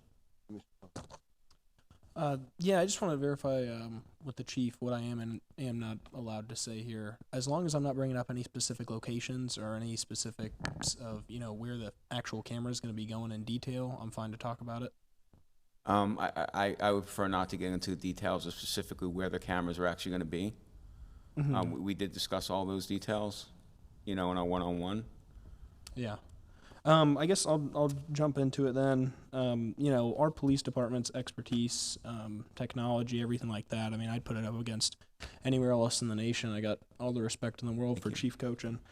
And I believe from a security perspective, if it's just strictly security, then I think this is awesome. But I think we as commissioners have more to consider here.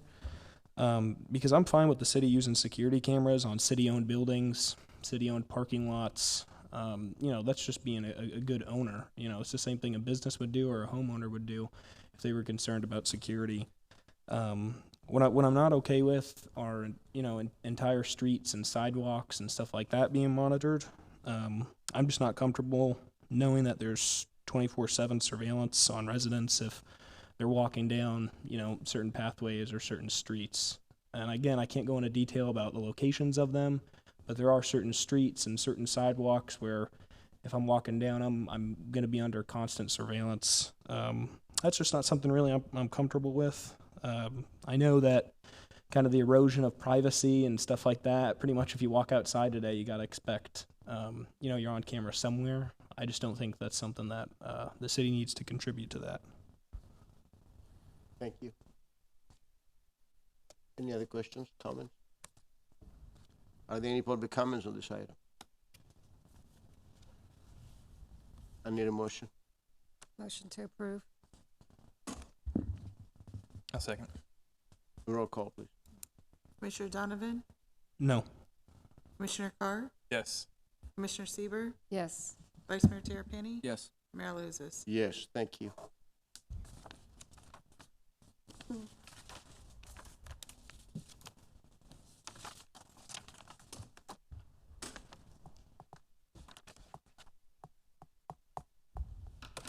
Next item is number 19, license to encroach, application 1982, Lindiakos 773, Anklin Landy Drive, staff report.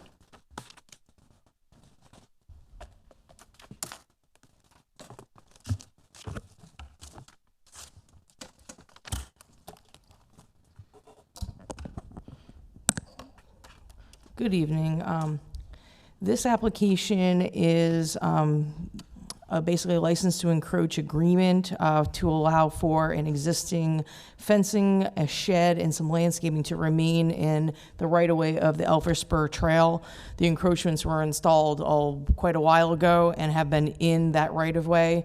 The applicant for this application came to the city and was seeking to essentially remediate the issue based on being cited by code enforcement because those are in our current right-of-way for the trail. He asked for our staff to look into doing a possible vacation of this particular portion of the trail, and unfortunately, staff couldn't support that vacation request, mostly because this is the area of the trail where we've already had some collapse and had to have some repairs. The concern is that if future repairs are needed, we may need that right of way. So we don't want to grant right of way that we might then have to go back and ask for later. So as a result, this is basically an agreement that's set by this board, should you choose to do it, that would allow those encroachments to remain in the right-of-way. However, the agreement is it can be terminated with a 30-day notice. So the applicant would then have to remove the encroachments that they have in that right-of-way. Again, this is a trail right-of-way rather than a public right-of-way, so there's not the same concern that you would have of like cars hitting the improvements or that type of thing. We're not talking about that type of issue. However, those encroachments have been in place for a significant amount of time. The applicant can really speak to that. It all predates my arrival here in Tarpon. Essentially, what he's requesting is about approximately a little bit more than 10,000 square feet of that right-of-way to remain with those improvements in it. The agreement is written for 30 years. That's certainly something that is subject to this board's approval. We wrote it for what we usually write these agreements for. So with that, I can answer any questions you have, but that's the crux of the issue, is that we have encroachments in our public right-of-way for the spur trail. This is the staff's attempt to kind of compromise. There are some neighbors in the neighborhood that do not like these encroachments. I'm not convinced there's anything we really can do to eliminate or alleviate the neighbors' concerns. I've had some conversations with those neighbors. Essentially, this is just one of those things that the applicant, for safety reasons, as he can kind of elaborate when he comes up to present, for safety reasons and for privacy reasons, put up these improvements because of the public access along the trail. So that's really what the staff has recommended approval and drafted this agreement for. And again, I can answer any questions, and the applicant is here if you'd like to speak with him. Thank you. Since the applicant is here, I'd like to invite him to talk to us about it.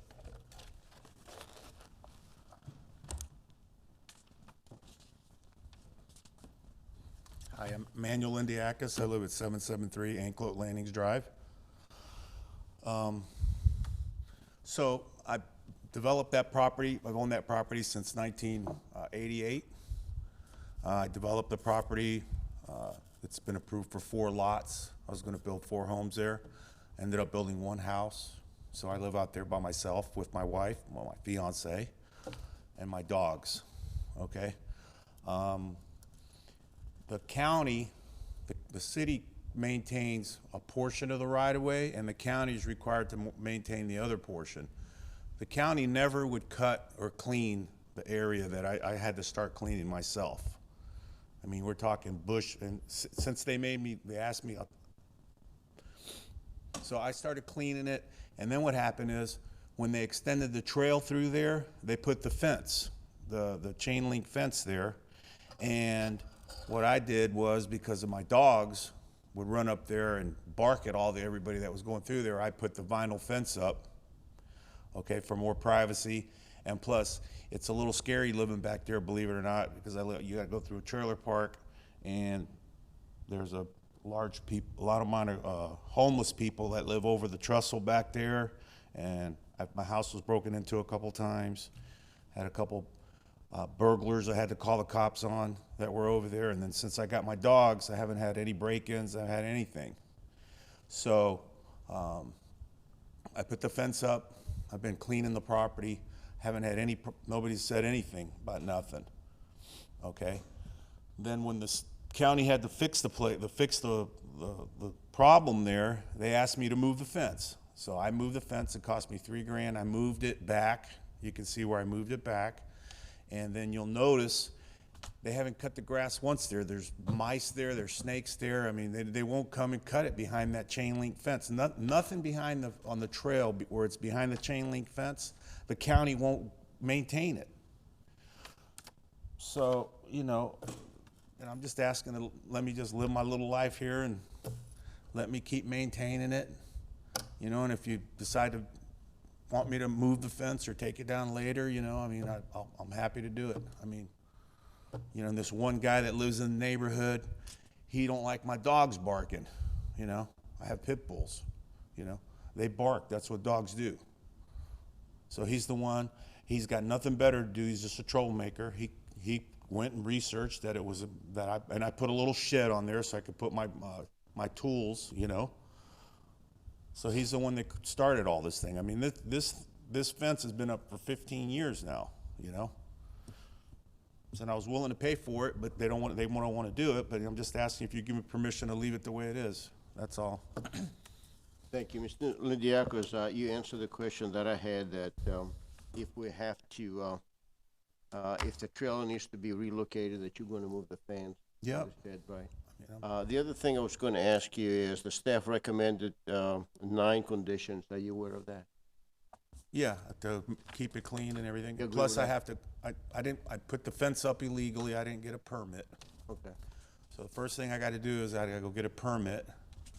And then I want to move the fence back up where it was so I can cut that. I mean, it's a bush. I mean, I need a bush hog now. That's how bad it is over there. I mean, I don't know why the county can't cut behind the fence, but anywhere down the Pinellas Trail, they don't cut behind the Pinellas Trail, behind the chain link fence. You know. But you agree with the conditions? Yeah. Thank you. Any questions? Just ask Mr. Attorney if the license to encroach, does that transfer to heirs, successors, and assigns? The answer is that it doesn't necessarily have to. I mean, you can take a position that you don't want to record it, and so therefore, are you talking about as in if he sells the property? Is that the issue? Correct. That I mean, there's no issue. It's just the edification point. Okay, so let me just look at it real quick to see if there is an assignment in it. But I thought you were referring to, is it going to be recorded and would it follow the property owner?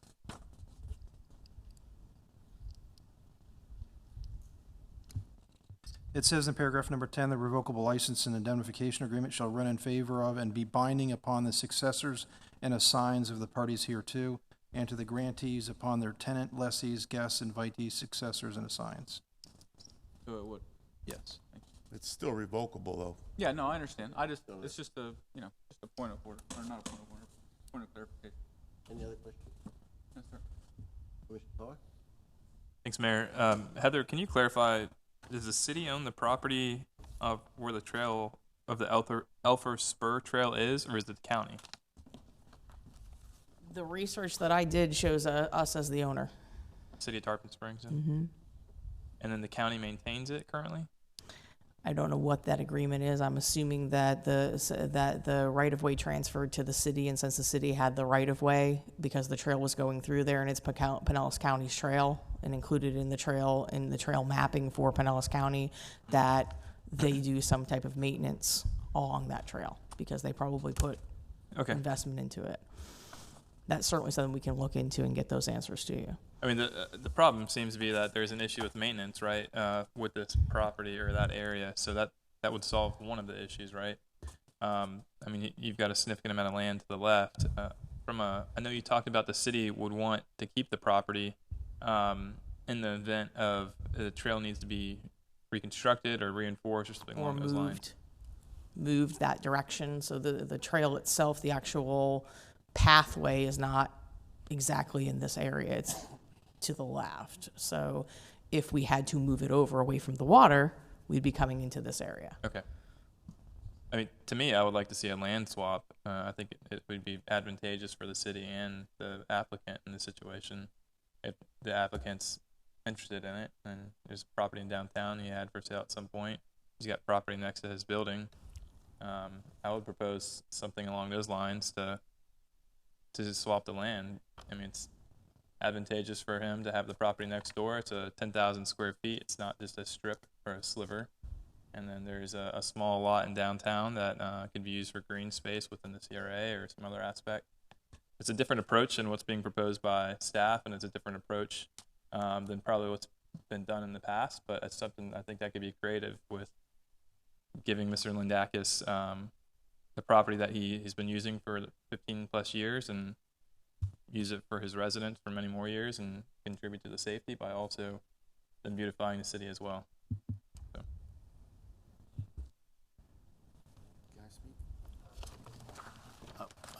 I'm not prepared to offer swapping my lot for this little strip of land that I've been taking care of for 20 years. It's a maintenance pain in the butt, okay? And it's nothing but a little slither of land for me, okay? But I have it for my dogs. I could live, if I had to move my fence back, I would move my fence back. So I'm not prepared to do that. And Anita Protas is here. Back before the city bought the right-of-way, me and my partner, back in the 80s, we had a contract to buy the spur that the trail is on now, okay? And they shot us down we were gonna build townhouses over there, and I found out about the park that they wanted to put in there, and they were gonna put the trail, so I said, look, you guys are better off with the property, not me. So I gave back the contract for the spur so the city could get the land, okay? So I did that. I could have kept that land, and then there wouldn't have been no spur over there. And I wouldn't have all this riffraff going by my house and homeless people going through there every morning, every night. My wife's in my house by herself all day long studying. I gotta worry about somebody gonna come in there and who's gonna jump her over there, you know?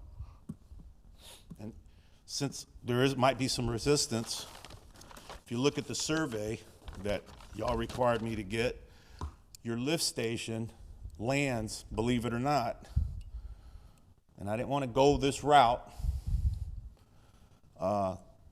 your lift station, the pump station is there, lands on my property, believe it or not, the back quadrant of it. And I didn't know about it till this all came up. I don't have a problem you guys using my property for that, you know. It's gonna cost you a lot more to move a lift station, and y'all can still make me move the fence whenever you want anyways. So. Thank you, Mr. Lindakis. All right. Any other comments, questions? Any public comments on this item?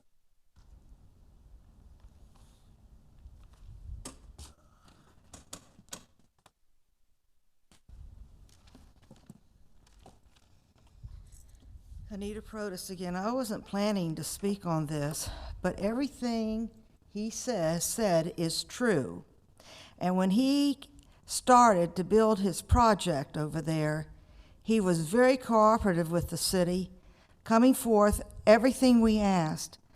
I am appalled that a commissioner would ask about a lot downtown versus what's out there.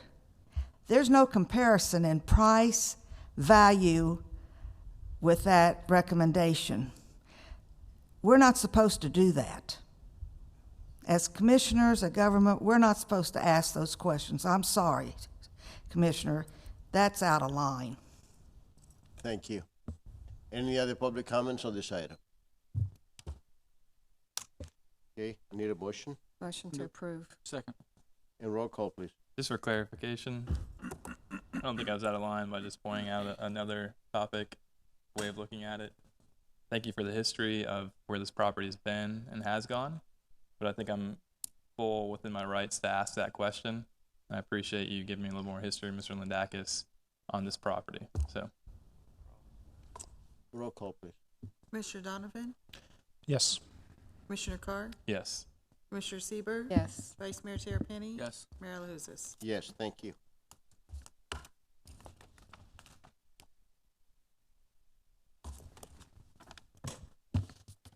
The next item on the agenda is number 20, appointment to Municipal Police Officers Retirement Trust Fund Board. Well, we have two vacancies. One vacancy was created due to the resignation of Mr. Warwick. So we need to appoint a person for that. And Mr. Christopher Rover, his term has expired and he was to be reappointed. So I'm looking for a motion to, we only have one person, that's Mr. Saras. So. Make a motion to appoint. As the, Commissioner Carr. Keep in mind. Okay, so I would make a motion to reappoint Christopher Rover, which term will expire on September 30th, 2020, and appoint Michael Saris to the current vacant position, which term will expire September 30th, 2020. Second. Is there any public comments on this item? Any questions? Any commission questions, comments? Roll call, please. Commissioner Donovan? Yes. Commissioner Carr? Yes. Commissioner Sieber, Yes. Vice Mayor Terapany? Yes. Mayor LaHousas? Yes, thank you. Well, that concludes the agenda tonight, and we go to our staff comments. Chief, No comments, Mayor, thank you. city attorney, No comments, thank you. thank you.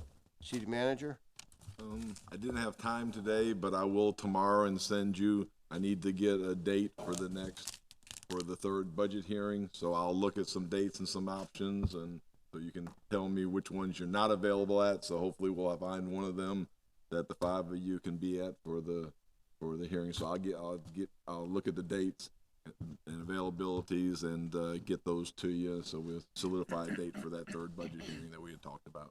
thank you. Madam City Clerk, No comments. no comment. Commissioner Carr, Thanks, Mayor. I did attend the public art meetings earlier this afternoon.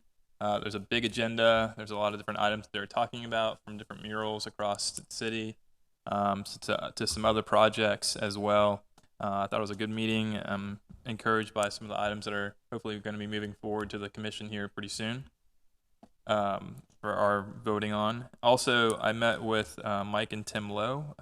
Their family is the one that owns Old Pappas Building at the entrance of the Sponge Docks and the parking lot as well. I had a great meeting with them last week to discuss a potential of using some right-of-way if needed. They were excited about an entranceway to the Sponge Docks. They're also excited about looking at some landscape options along the parking lot, along Pinellas Avenue as well, somehow partnering with the city with that beautification effort for the entrance and also the landscape aspect. I do have a couple sketches from some local artists here in Tarpon Springs for an entranceway sign. So I think it's important to put this back on the agenda to have some further discussion on where this sign potentially could go at the entrance of the Sponge Docks. So I'd like to propose some of the ideas that I have to move forward with this. I know it was at the consensus of the board to move with this project and figure out a way to get this going. So looking forward to seeing some more beautification efforts along Pinellas Avenue and around Tarpon Springs. Thanks. Vice Mayor Terapany. Thank you, Mayor. I just want to take the opportunity to tell all of y'all, city staff and the community, how well I think we're doing with our budget workshop. I thought last night was a really productive workshop, and I'm looking forward to wrapping up the budget season. But I just wanted to tell y'all that I'm pleased by it, excited by it. I think this commission as a whole, we're starting to gel as a board, more so than when we first started together. I've said in the past that I think if everybody on this board plays to your own individual strength, then as a whole, we make a pretty strong board. So that said, I'm excited about that and look forward to keep on working with y'all in the future. Commissioner Sieber. The only thing I was going to do is respond to Jacob to remind you that Mr. Still, when he comes back from Greece, was going to consult with us too on some ideas for the entryway sign. So I don't want to eliminate his offer to consult with us. Sure. Yeah, I've actually have a sketch from him with his ideas that he proposed. So I'm happy to bring that in front of the board. That works. Thank you, Mayor. just a short one from me. For future work sessions and stuff like that, Thursday nights are going to be the only nights that are bad for me going forward. Pursuing my master's degree, and I have school that night. So Thursday nights are not going to work for me for work sessions. So Fridays. Friday's fine. Fridays you can count me out. Saturday and Sunday, you good? Saturday night is preferable. It's on the record. Thank you. Well, I have several announcements to make and comments. Yesterday, we had the honor to attending the groundbreaking of the ceremony of the hospital, of the new ER. And I'd like to congratulate the President Johnson Dunkel and staff for this exciting accomplishment.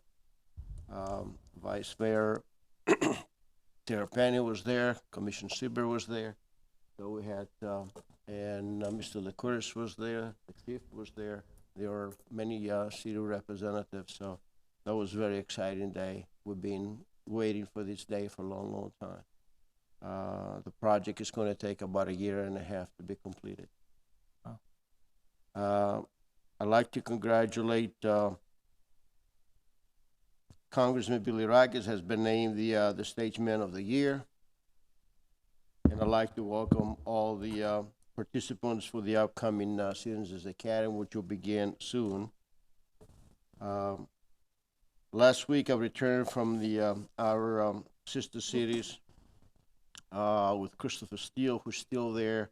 Right now he is going to the mainland, and he has been painting images, creating documentary for Tarpon Springs and our sister cities. He went to Kalymnos. He spent quite a bit of time there. Then went to Simi and Halki.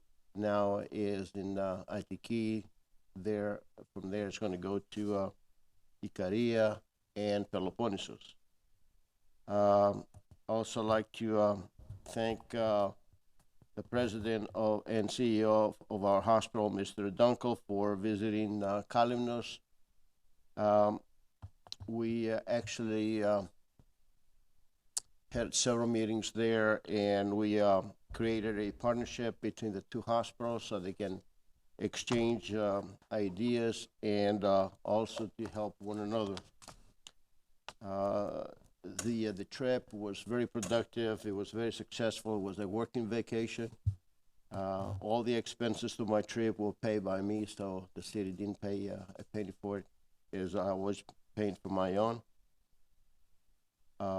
Also like to mention that I invited Colonel Kelly from the Army Corps of Engineers. He's going to be here on August 19th. We're going to have lunch, and he's going to, we're going to have the opportunity to discuss the inclusive project, and hoping that we start sooner than that is scheduled to happen. And it is good to have a good working relationship with Colonel Kelly, and I'm looking forward to get to know him better. We met in Orlando during the hurricane conference, and he's an awesome guy to work with. So I'm looking forward to work with him.